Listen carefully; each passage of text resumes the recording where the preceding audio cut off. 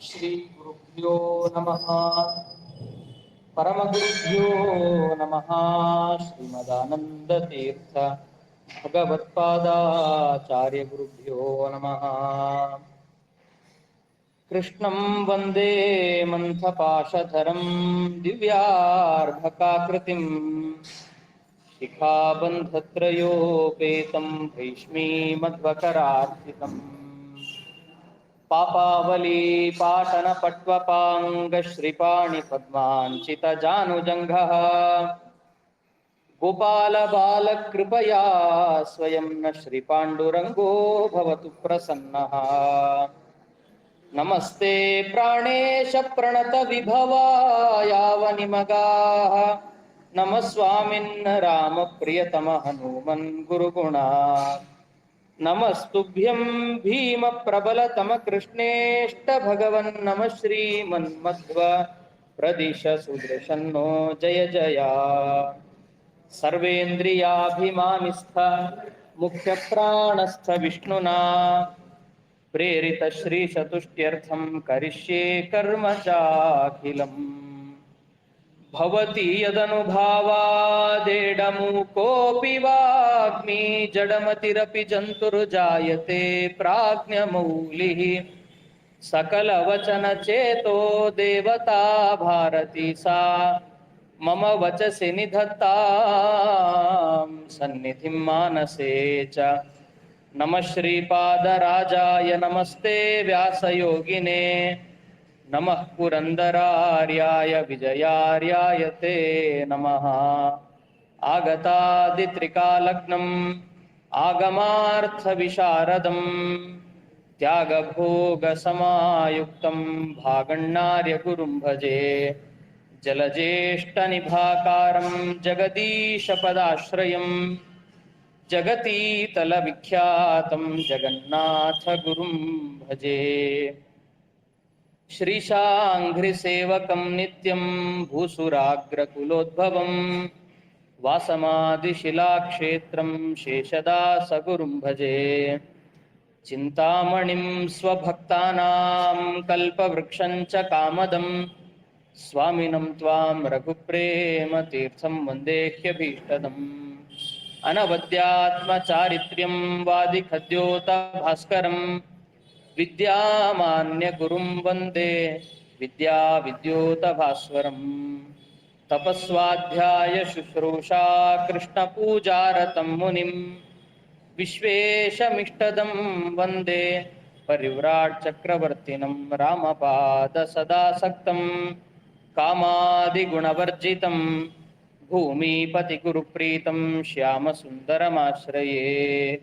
ॐ जन्माद्यस्य यतोऽन्वयादितरतश्चार्थेष्वभिघ्नस्वराट् तेने ब्रह्महृदाय आदिकवये मुह्यन्ति यं सूरयः।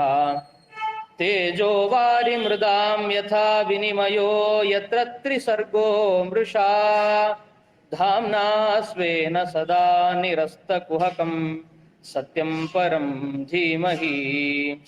यं प्रव्रजन्तमनुपेतमपेतकृत्यं द्वैपायनो विरहकातराजुहाव पुत्रेति तन्मयतया तरवोऽपि नेदुः तं सर्वभूतहृदयं मुनिमानतोऽस्मि।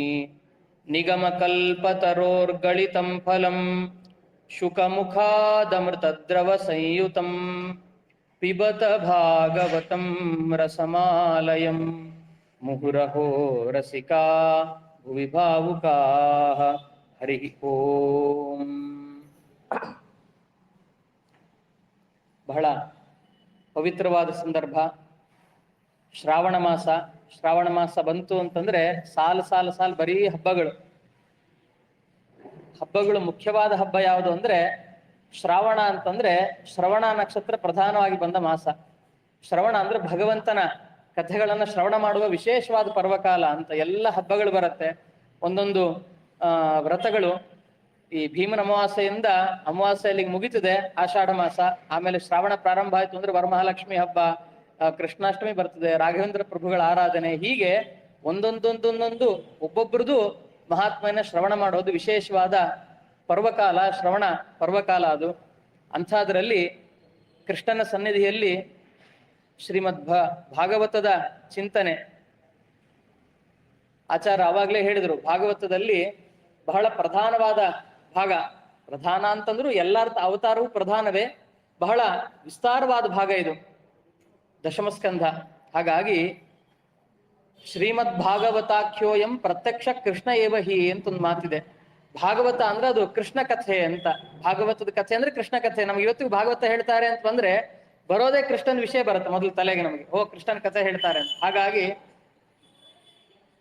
ಹಾಗಾಗಿ ಅಂಥ ಭಾಗವತದ ಚಿಂತನೆಯಲ್ಲಿ ಇಷ್ಟು ತಿಂಗಳುಗಳಿಂದ ಬರ್ತಾ ಇದೆ. ಅದರಲ್ಲಿ ದಶಮಸ್ಕಂದದ ಪ್ರಾರಂಭ, ವಿಶೇಷವಾಗಿ ಭಗವಂತನ ಕಥೆಯನ್ನು ಹೇಳ್ತಾರೆ ಇದರಲ್ಲಿ.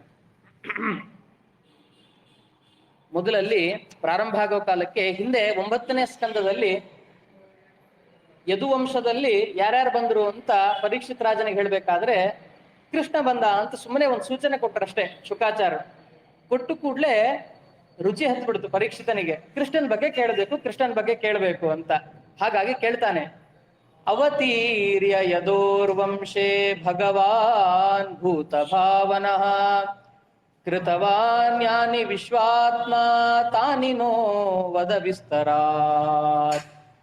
ಯದುವಂಶದಲ್ಲಿ ಕೃಷ್ಣ ಬಂದ ಅಂತ ಹೇಳಿದ್ರಿ ನೀವು, ಕೃಷ್ಣನ ಬಗ್ಗೆ ವಿಸ್ತಾರವಾಗಿ ಹೇಳ್ರಿ.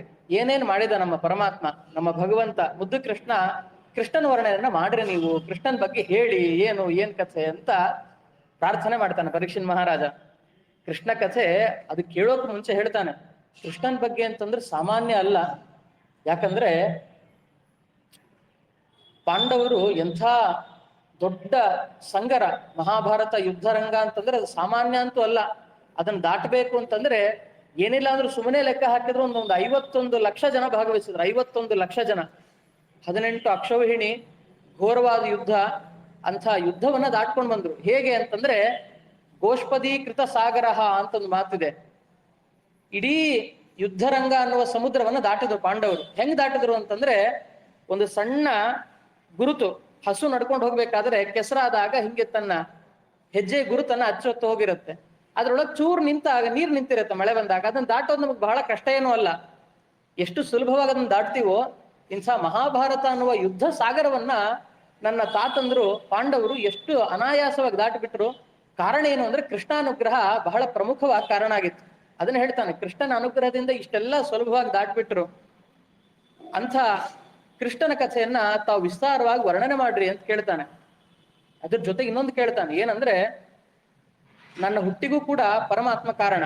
ಅಂದ್ರೆ ಪರೀಕ್ಷಿತನ ಹುಟ್ಟಿಗೆ ಭಗವಂತನೇ ವಿಶೇಷವಾದ ಕಾರಣ. ಉತ್ತರೀಯ ಗರ್ಭದಲ್ಲಿ ಸುತ್ತುಮುತ್ತಿದಸ್ತ್ರವಿರಲು ಒತ್ತಿ ಚಕ್ರದಿಂದ ನಿಜ ಭಕ್ತ ಪರೀಕ್ಷಿತನ ಕಾಯ್ದ ಶ್ರೀಕೃಷ್ಣ ಲೋಕಭರಿತನೋ ರಂಗ ಅನೇಕ ಚರಿತನೋ. ಗರ್ಭದಲ್ಲಿದ್ದಾಗ ಉತ್ತರ ಅಳ್ಳಿಕ್ ಪ್ರಾರಂಭ ಮಾಡ್ತಾಳೆ. ಹೆಂಗ್ ನಿಲ್ಲೋದು, ಏನ್ ಕಥೆ, ಸುಡ್ತಾ ಇದೆ. ಪುಟ್ಟ ರೂಪದಿಂದ ಭಗವಂತ ಒಳಗೆ ಹೋಗಿ ರಕ್ಷಣೆ ಮಾಡಿದ ಅಂತ ನಾವು ಶ್ರವಣ ಮಾಡಿದ್ದೀವಿ.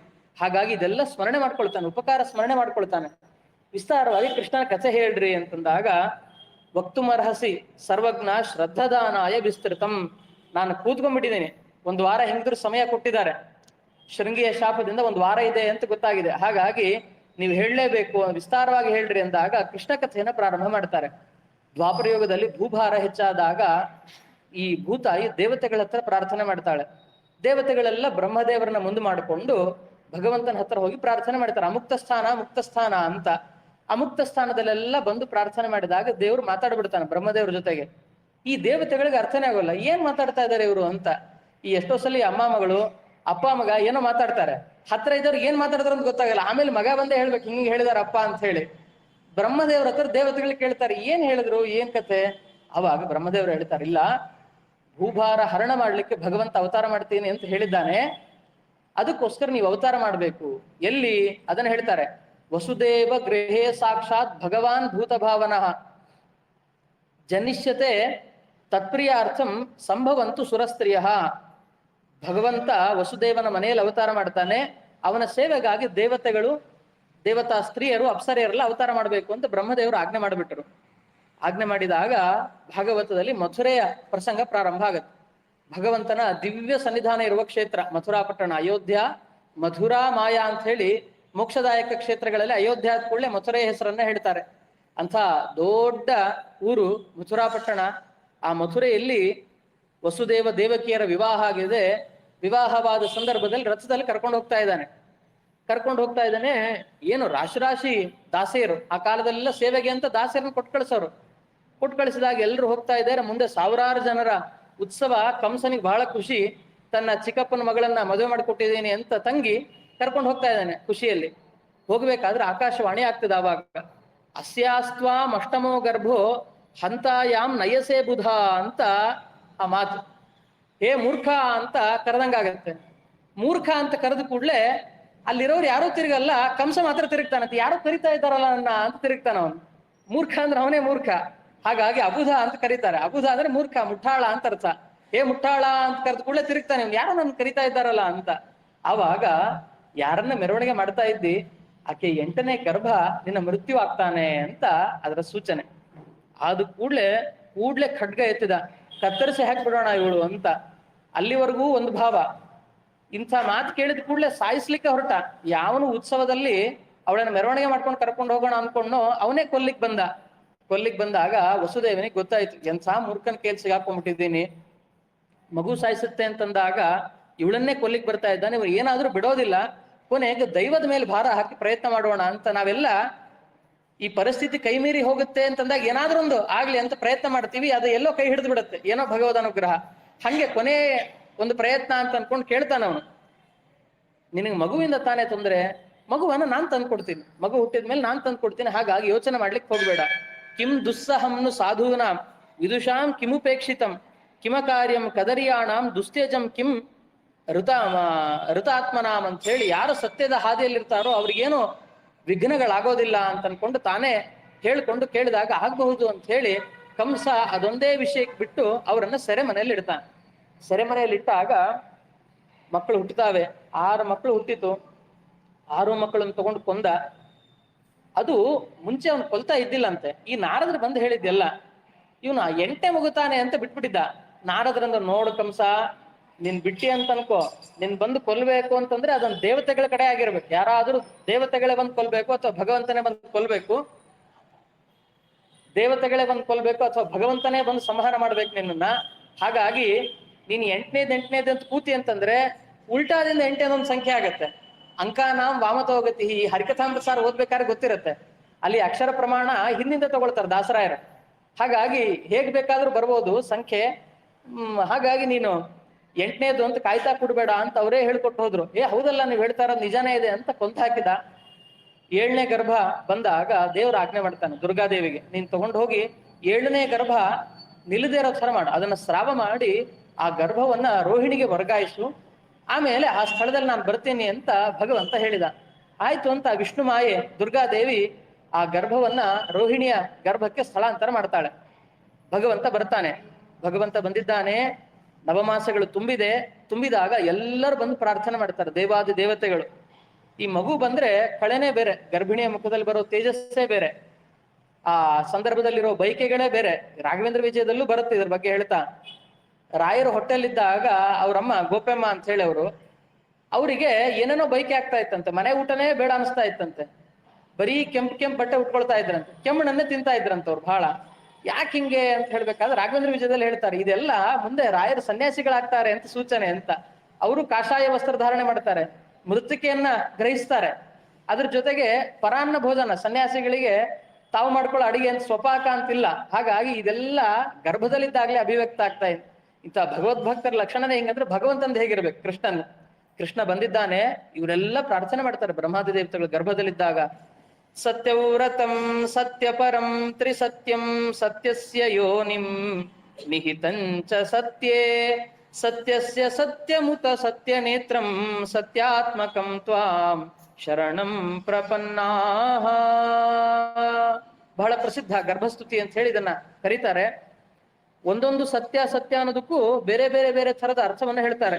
ಸತ್ಯವ್ರತಂ ಪೂರ್ಣ ಆನಂದ ಜ್ಞಾನ ಸ್ವರೂಪ ಅಂತ ಭಗವಂತ. ಎಲ್ಲೂ ಅಜ್ಞಾನದ ಲೇಷ ಇಲ್ಲ, ದುಃಖದ ಲೇಷವೂ ಇಲ್ಲ. ದಾಸರಾಯರು ಹೇಳ್ತಾರಲ್ಲ, ಖೇದ ಮೋದ ಜಯಾಪಜಯ ಮೊದಲಾದ ದೋಷಗಳಿಲ್ಲ ಅಂತ. ಮೋದನೂ ಇಲ್ಲ, ಸಂತೋಷ ಇಲ್ಲ ಅಂತಂದ್ರೆ ಮತ್ತೆ ಇನ್ನೆಲ್ಲಿ ದೇವರಾಗ್ತಾನೆ ಅಂತ ಪ್ರಶ್ನೆ ಬಂದಾಗ, ಸಂತೋಷ ಅಂದ್ರೆ ಈ ಜಗತ್ತಿನಿಂದ ನಮಗೇನ್ ಸಂತೋಷ ಸಿಗುತ್ತಲ್ಲ, ಪಾಂಚಭೌತಿಕವಾದ ವಸ್ತುವಿನಿಂದ, ಅಂಥ ಸಂತೋಷ ಇಲ್ಲ. ಅದು ಅವನ ಆತ್ಮಾನಂದ, ಆತ್ಮ ಆರಾಮವಾಗಿರ್ತಾನೆ ಭಗವಂತ. ಹಾಗಾಗಿ ಸತ್ಯವ್ರತಂ ಜ್ಞಾನಾನಂದ ಸ್ವರೂಪನಾಗಿರ್ತಕ್ಕಂಥವನು. ಸತ್ಯಪರಂ ಈ ಪಂಚಮಹಾಭೂತಗಳಿಂದ ಸೃಷ್ಟಿಯಾದ ಜಗತ್ತಿನಿಂದ ಭಿನ್ನನಾದವನು, ಇದನ್ನ ಸೃಷ್ಟಿ ಮಾಡಿದವನು, ಇದಕ್ಕಿಂತ ಭಿನ್ನನಾಗಿರ್ತಕ್ಕಂಥವನು, ವೇದ ಪ್ರತಿಪಾದ್ಯನಾದವನು. ಹಾಗಾಗಿ ಅಂಥ ಭಗವಂತನೇ ನಮಸ್ಕಾರ ಮಾಡ್ತೇನೆ ಅಂತ ಗರ್ಭಸ್ತುತಿಯನ್ನು ಹೇಳಿ ಪ್ರಾರ್ಥನೆ ಮಾಡ್ತಾರೆ. ಅದಾದ ಮೇಲೆ ರೋಹಿಣಿ ನಕ್ಷತ್ರದ ಶ್ರಾವಣ ಮಾಸದ ಕೃಷ್ಣ ಪಕ್ಷದ ಅಷ್ಟಮಿ ತಿಥಿ ಭಗವಂತನ ಅವತಾರ ಆಗುತ್ತೆ. ತಮದ್ಭುತಂ ಬಾಲಕಮಂಬುಜೇ ಕ್ಷಣಂ ಚತುರ್ಭುಜಂ ಶಂಖಗದಾದ್ಯುಧಾಯುಧಂ ಶ್ರೀವತ್ಸಲಕ್ಷ್ಮಂ ಗಲಶೋಭಿಕೌಸ್ತುಭಂ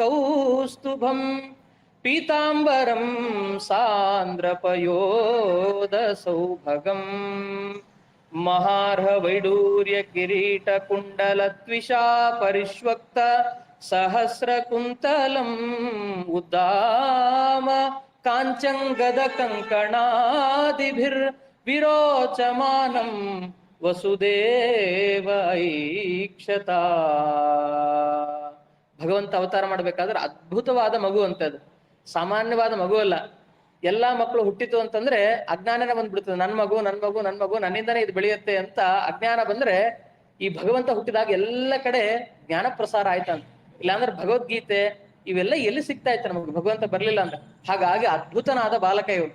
ಅವತಾರ ಮಾಡಿತ್ತು ಮಗು ಅಂತಂದ್ರೆ ಅದರಿಂದ ವಿಶೇಷವಾದ ಜ್ಞಾನ ಕಾರ್ಯಗಳಾಗ್ಬೇಕು. ಚತುರ್ಭುಜಂ ಶಂಖ ಗದಾದ್ಯುಧಾಯುಧಂ ಶಂಖ, ಚಕ್ರ, ಗದಾ, ಪದ್ಮ ಇವೆಲ್ಲ ತಗೊಂಡ್ಬಂದ್ಬಿಟ್ಟಿದ್ದಾನೆ ಭಗವಂತ ಗರ್ಭದಿಂದ ಹೊರಗೆ ಬರ್ಬೇಕಾದ್ರೆ. ಯಾಕೆ ತಂದ ಅಂತ ಹೇಳ್ಬೇಕಾದ್ರೆ ಕವಿಗಳು ಹೇಳ್ತಾರೆ, ಈ ದೇವಕಿಗೆ ಪಾಪ ಅನಿಸ್ತಾ ಇತ್ತಂತೆ, ಇಷ್ಟು ಮಕ್ಕಳು ಹುಟ್ಟಿದ್ರು, ಎಲ್ಲ ಕೈ ಬಿಟ್ಟು ಹೋದು, ಇದು 8ನೇ ಮಗು ಬರ್ತಾ ಇದೆ, ಈ ಮಗು ಕೊಡ್ಲಿಕ್ಕೆ ಏನು ಇಲ್ವಲ್ಲ ಅಂತ ಪಾಪ ಪರಿತಪಿಸ್ತಂತೆ ತಾಯಿ ಹೃದಯ. ಯಾವ್ದಾದ್ರು ಸಣ್ಣ ಹುಡುಗರು ಹುಟ್ಟಿದ್ರೆ ಬಟ್ಟೆನೋ ಆಟ ಸಾಮಾನೋ ತಗೊಂಡು ಹೋಗ್ತೀವಿ ಕೊಡ್ಲಿಕ್ಕೆ, ಅಂತ ಅದ್ರಲ್ಲಿ ನಾನು ಹಡಿಯೋ ಮಗುಗೆ ಏನು ಇಲ್ವಲ್ಲ ಅಂತ ಆಕೆ ಬಹಳ ಕಳವಳ ವ್ಯಕ್ತಪಡಿಸಿದಾಗ ದೇವರನ್ನಂತೆ, ಅಮ್ಮ ನೀನೇನು ಯೋಚನೆ ಮಾಡಬೇಡ, ನಾನೇ ತಂದ್ಬಿಟ್ಟಿದ್ದೀನಿ ಆಟ ಸಾಮಾನು ಅಂತ. ಸಣ್ಣ ಹುಡುಗರು ತಿರ್ಗಾಡಿಸ್ತಾ ಗರ ಗರ ಗರ ಗರ ಅಂತ ತಿರ್ಗಾಡ್ತಿರ್ತಾವಲ್ಲ, ಚಕ್ರ ತಗೊಂಡ್ ಬಂದೆ ನೋಡು ಅಂತ ತೋರಿಸಿದಂತೆ ಕೃಷ್ಣ. ಊದ್ಲಿಕ್ಕೆ ಏನಾದ್ರು ಪುಟ್ಟದ ಏನಾದ್ರು ಪದಾರ್ಥ ಪಿ ಪಿ ಅಂತ ಹೇಳ್ತೀವಲ್ಲ ನಾವು, ಆ ತರದ್ ಊದ್ಲಿಕ್ಕೆ ಶಂಕ ತಗೊಂಡ್ ಬಂದು ನೀನ್ ನೋಡು ಅಂತ ತೋರಿಸಿದಂತೆ ಒಬ್ಬ ಕವಿಗಳು ವರ್ಣನೆ ಮಾಡೋದು. ಅಂದ್ರೆ ತನ್ನ ತಾಯಿಗೆ ಬಂದ ದುಃಖವನ್ನ ಕೂಸಾಗಿ ಬಂದಾಗ್ಲೇ ಭಗವಂತ ಸಮಾಧಾನ ಮಾಡ್ಬಿಟ್ಟ. ಅಮ್ಮ ಇದನ್ನ ತಗೊಂಡ್ ಬಂದಿದ್ದೀನಿ, ಯೋಚನೆ ಮಾಡ್ಲಿಕ್ಕೆ ಹೋಗ್ಬೇಡ ಅಂತ ಆ ಮಾತೃ ಹೃದಯಕ್ಕೆ ಸಾಂತ್ವನ ಮಾಡಿದಂತೆ ಭಗವಂತ. ಅಂತ ಭಗವಂತನ ನೋಡ್ತಾ ಇದ್ದಾರೆ. ಅದ್ಭುತವಾದ ರೂಪ ಪರಮಾತ್ಮಂದು. ಮಹಾರಹ ವೈಢೂರ್ಯ ಕಿರೀಟ ಕುಂಡಲ, ಅತೀ ಬೆಲೆ ಬಾಳ್ತಕ್ಕಂತಹ ಬೆಲೆ ಕಟ್ಟಲಾಗದ ಪದಾರ್ಥಗಳು ಭಗವಂತಂದು ಅಂತಂದ್ರೆ ಅದಕ್ಕೆ ಯಾವ ಅಸಮ, ಅದು ಯಾವುದನ್ನು ಕೂಡ ಅದಕ್ಕೆ ತುಲನೆ ಮಾಡ್ಲಿಕ್ಕೆ ಆಗೋದಿಲ್ಲ. ಅಂಥದ್ದೆಲ್ಲ ಆಭರಣಗಳನ್ನ ಧಾರಣೆ ಮಾಡಿ ಕೃಷ್ಣ ಬಂದಿದ್ದಾನೆ. ವಸುದೇವ ನೋಡಿದ ಕೂಡಲೇ ಅನ್ಕೊಂಡಂತೆ, ಮುದಾದ್ ವಿಜೇಭ್ಯೋ ಯುತಮಾಪ್ಲುತೋ ಗವಾಂ, ಎಲ್ಲ ಬ್ರಾಹ್ಮಣರಿಗೆ 1000 ಹಸುಗಳನ್ನ ದಾನ ಮಾಡ್ತೀನಿ ಅಂತ ಅನ್ಕೊಳ್ಳೇಬೇಕು. ಯಾಕಂದ್ರೆ ಕೊಡ್ಲಿಕ್ಕಲ್ಲೇನು ಪಕ್ಕದಲ್ಲಿ ಇದ್ದ, ಹಾಕಿದ್ದೇ ಬಂಧಿಖಾನೆಯಲ್ಲಿ. ಆದ್ರೂ ಸಂಕಲ್ಪ ಮಾಡಿದ್ನಂತೆ, ನಾ ಇಲ್ಲಿಂದ ಹೊರಗೆ ಹೋದ್ಮೇಲೆ ದಾನ ಮಾಡ್ತೀನಿ, ಇಂಥ ಮಗು ಹುಟ್ಟಿದೆ, ಭಗವಂತ ಅವತಾರ ಮಾಡಿದ್ದಾನೆ. ಹಾಗಾಗಿ ದೇವರಂಥ ರೂಪ ತಾನು ದರ್ಶನ ಕೊಟ್ಟ ಮೇಲೆ ಇವ್ರಿಗೆ ಬಹಳ ಖುಷಿ ಆಗ್ತದೆ ತಂದೆ ತಾಯಿಗೆ. ಅವ್ರು ಹೇಳ್ತಾರೆ, ಭಗವಂತ ಹೇಳ್ತಾನೆ, ಸುತಪ ಪೃಷ್ಣಿಗರ್ಭ ಅಂತ ನೀವು ಪೂರ್ವ ಜನ್ಮದಲ್ಲಿ ನಾನೇ ಮಗನಾಗಬೇಕು ಅಂತ ತಪಸ್ ಮಾಡಿದ್ದಕ್ಕೆ ನಿಮ್ಮ ಮಗನಾಗಿ ಬಂದಿದ್ದೀನಿ. ಆ ಸುತಪ ಪೃಷ್ಣಿಗರ್ಭ, ಪೃಷ್ಣಿ ಅಂತ ಹೇಳಿ ಈ ದೇವಕಿಯ ಮೂಲ ರೂಪ ಪೃಷ್ಣಿ, ಅದ ವಸುದೇವನ ಮೂಲ ರೂಪ ಸುತಪ ಅಂತ ಹೇಳಿ. ಅವರೇ ಆಮೇಲೆ ಕಶ್ಯಪ ಅದಿತಿಯರಾಗಿರ್ತಾರೆ. ಅಲ್ಲಿ ಭಗವಂತ ಕೃಷ್ಣಿಗೂ ಮಗನಾಗಿ ಬಂದಿರ್ತಾನೆ, ಹಾಗಾಗಿ ಕೃಷ್ಣಿಗರ್ಭ ಅಂತ ಹೆಸರು. ಆಮೇಲೆ ಅದಿತಿಗೆ ವಾಮನನಾಗಿ ಬಂದಿರ್ತಾನೆ. ಅದಾದ್ಮೇಲೆ ಈ ಕಡೆ ವಸುದೇವ ದೇವಕಿಯರಾದಾಗ ನಾನೇ ಬಂದಿದ್ದೇನೆ ಅಂತ ಭಗವಂತ ಹೇಳ್ತಾನೆ. ಇಷ್ಟೆಲ್ಲ ಹೇಳಿ ಆದ್ಮೇಲೆ ಪ್ರಾರ್ಥನೆ ಮಾಡ್ತಾರೆ, ಉಪಸಂಹಾರ ವಿಶ್ವಾತ್ಮನ್, ಭಗವಂತ ನಿನ್ ರೂಪವನ್ನು ಉಪಸಂಹಾರ ಮಾಡ್ಕೋ, ನಿನ್ನೇನು ಆದೇಶ ಕೊಡ್ತಿ ಅದನ್ನು ಪಾಲನೆ ಮಾಡ್ತೀವಿ ಅಂತ ವಸುದೇವ ಅಂದ ಕೂಡಲೇ ಹೇಳ್ತಾನೆ. ಕೃಷ್ಣ ಭಗವಂತ ಹೇಳ್ತಾನೆ, ನಾನು ತಗೊಂಡು ಹೋಗಿ ಗೋಕುಲದಲ್ಲಿಡು, ಅಲ್ಲಿರುವ ಶಿಶುವನ್ನ ಇಲ್ಲಿ ತಗೊಂಡ್ ಬಾ. ಹೆಂಗ್ ತಗೊಂಡ್ ಹೋಗ್ಲಿ ಅಂತ ಕೇಳ್ತಾನ ಅವನು. ಇಷ್ಟೆಲ್ಲ ಕಾವಲು ಭಟರಿದ್ದಾರೆ, ಮಧ್ಯರಾತ್ರಿ ಹೇಗ್ ಹೋಗ್ಲಿಕ್ಕೆ ಸಾಧ್ಯ? ನೀನ್ ಏನ್ ಯೋಚನೆ ಮಾಡ್ಲಿಕ್ಕೆ ಹೋಗ್ಬೇಡ, ನಾನು ಹೇಳಿದ್ದೀನಲ್ಲ ತಗೊಂಡ್ ಹೋಗು ಅಂತ ಕೃಷ್ಣ ಹೇಳಿದ ಕೂಡಲೇ ಆಯ್ತು ಅಂತ ಒಂದು ಪುಟ್ಟ ಬುಟ್ಟಿಯಲ್ಲಿ ಆ ಕೂಸನ್ನಿಟ್ಕೊಂಡು ಶಿಶುರೂಪ ತಗೊಳ್ತಾನೆ ಭಗವಂತ. ಅದನ್ನು ತಗೊಂಡು ತಲೆ ಮೇಲೆ ಇಟ್ಕೊಂಡು ಹೊರಟನಂತೆ. ಇಟ್ಕೊಂಡು ಹೊರಟಾಗ ಹೊರಗಡೆ ಬರಬೇಕು ಅಂತ ನೋಡಿದ್ರೆ ಎಲ್ಲ ತಂತಾನೆ ಬಾಗಿಲೆಲ್ಲ ತೆಕ್ಕೊಂಡು ಬಂತು. ಭಗವಂತನ ಅನುಗ್ರಹ ಆಯ್ತಂದ್ರೆ ನೋಡ್ರಿ, ಎಂಥದ್ದೇ ಪ್ರತಿಬಂಧಕ ಬಂದ್ರು ಹೊರಟು ಹೋಗುತ್ತೆ ಅಂತ. ಎಷ್ಟೋ ಜನ ಪಕ್ಕದ ಮನೆಯವರೇ ಕಲ್ಲು ಹಾಕ್ತಾ ಇರ್ತಾರೆ ಎಷ್ಟೋ ಕೆಲಸ ಆಗ್ಬೇಕು ಅಂತ, ಅಥವಾ ಜೊತೆಗಿದ್ದವರೇ ಅಡ್ಡಗಾಲ ಹಾಕ್ತಾ ಇರ್ತಾರೆ. ಆದ್ರೆ ಅಂಥ ಸಂದರ್ಭದಲ್ಲೂ ಭಗವಂತನ ಸ್ಮರಣೆ ನಾವು ಬಿಡ್ಲಿಲ್ಲ ಅಂತಂದ್ರೆ ಆ ಪ್ರತಿಕೂಲವಾದ ಪರಿಸ್ಥಿತಿ ಎಲ್ಲ ನಮಗ್ ಅನುಕೂಲವಾಗಿ ಬದಲಾಗ್ಬಿಡುತ್ತಂತೆ. ಅದು ದೇವರ ಅನುಗ್ರಹ. ದಾಸರಾರು ಹೇಳ್ತಾರೆ, ಶ್ರೀನಿವಾಸನ ಮೇಲೆ ಸ್ತೋತ್ರ ಮಾಡ್ಬೇಕಾದ್ರೆ ಗುರುಗೋಪಾಲ ವಿಠಲರು ಅಂತ ಗೋಪಾಲದಾಸರಾಯರು ತಮ್ಮಂದ್ರು, ಅವರು ಸ್ತೋತ್ರ ಮಾಡ್ತಾ ಹೇಳ್ತಾರೆ, ವಿತತಾಚ್ಯುತ ಮೂರುತಿ ನೀನೊಲಿಯಲು ಪ್ರತಿಕೂಲರೆ ಅತಿಹಿತರಾಗುವರೈ, ಶ್ರೀನಿವಾಸ ಸಲಹೋ ಎನ್ನನು ನೀನು, ಅನ್ಯ ರಕ್ಷಕರ ನಾನೆಲ್ಲಿ ಅರಸಿ ನೋಡಲು ಕಾಣೆ, ಕರುಣಾಸಾಗರನೇ. ನೀನು ಒಲಿಯಲು ಪ್ರತಿಕೂಲರೇ ಅತಿ ಹಿತರಾಗ್ಬಿಡ್ತಾರೆ. ಅಂಥದ್ರಲ್ಲಿ ಇದೆಲ್ಲ ಜಡವಾದ ಪದಾರ್ಥಗಳು ತಾನಾಗೆ ಬಿಚ್ಕೊಳ್ಳೋದಂದ್ರೆ ಏನು, ಅದು ಎಂಥ ಕಷ್ಟ ದೇವರಿಗೆ. ಹಾಗಾಗಿ ಭಗವಂತ ಹೇಳಿದ ಎಲ್ಲ ತಂತಾನೆ ಬಿಚ್ಕೊಂಡ್ ಬಿಡ್ತು. ಇದು ದೇವರ ಮಾಯೆ ಅಂತ ಹೇಳ್ತಾರೆ. ಮಾಯೆ, ಲಕ್ಷ್ಮೀದೇವಿ ಮಾಯಾ ಅಂತ ಆ ತಾಯಿಯ ರೂಪ. ಮರಳು ಮಾಡಿಕೊಂಡೆಯಲ್ಲೇ ಮಾಯಾದೇವಿ ಅಂತಾರಲ್ಲ, ಆ ಮಾಯಾ. ಇನ್ನೊಂದಕ್ಕೆ ಮಾಯಾ ಅನ್ನೋದಕ್ಕೆ ಇನ್ನೊಂದು ಅರ್ಥ ಭಗವಂತನ ಮಹಿಮೆ ಅಂತ ಒಂದು ಅರ್ಥ ಇದೆ. ಮಾಯಾ ಅದು ಮಹಿಮಾ ಪ್ರೋಕ್ತ ಅಂತ. ಹಾಗಾಗಿ ಆ ಭಗವಂತನ ಮಾಯೆ ಎಲ್ಲ ಕಬ್ಬಿಣದ ಸರಳುಗಳೆಲ್ಲ ಬಿಚ್ಕೊಂಡಿದೆ.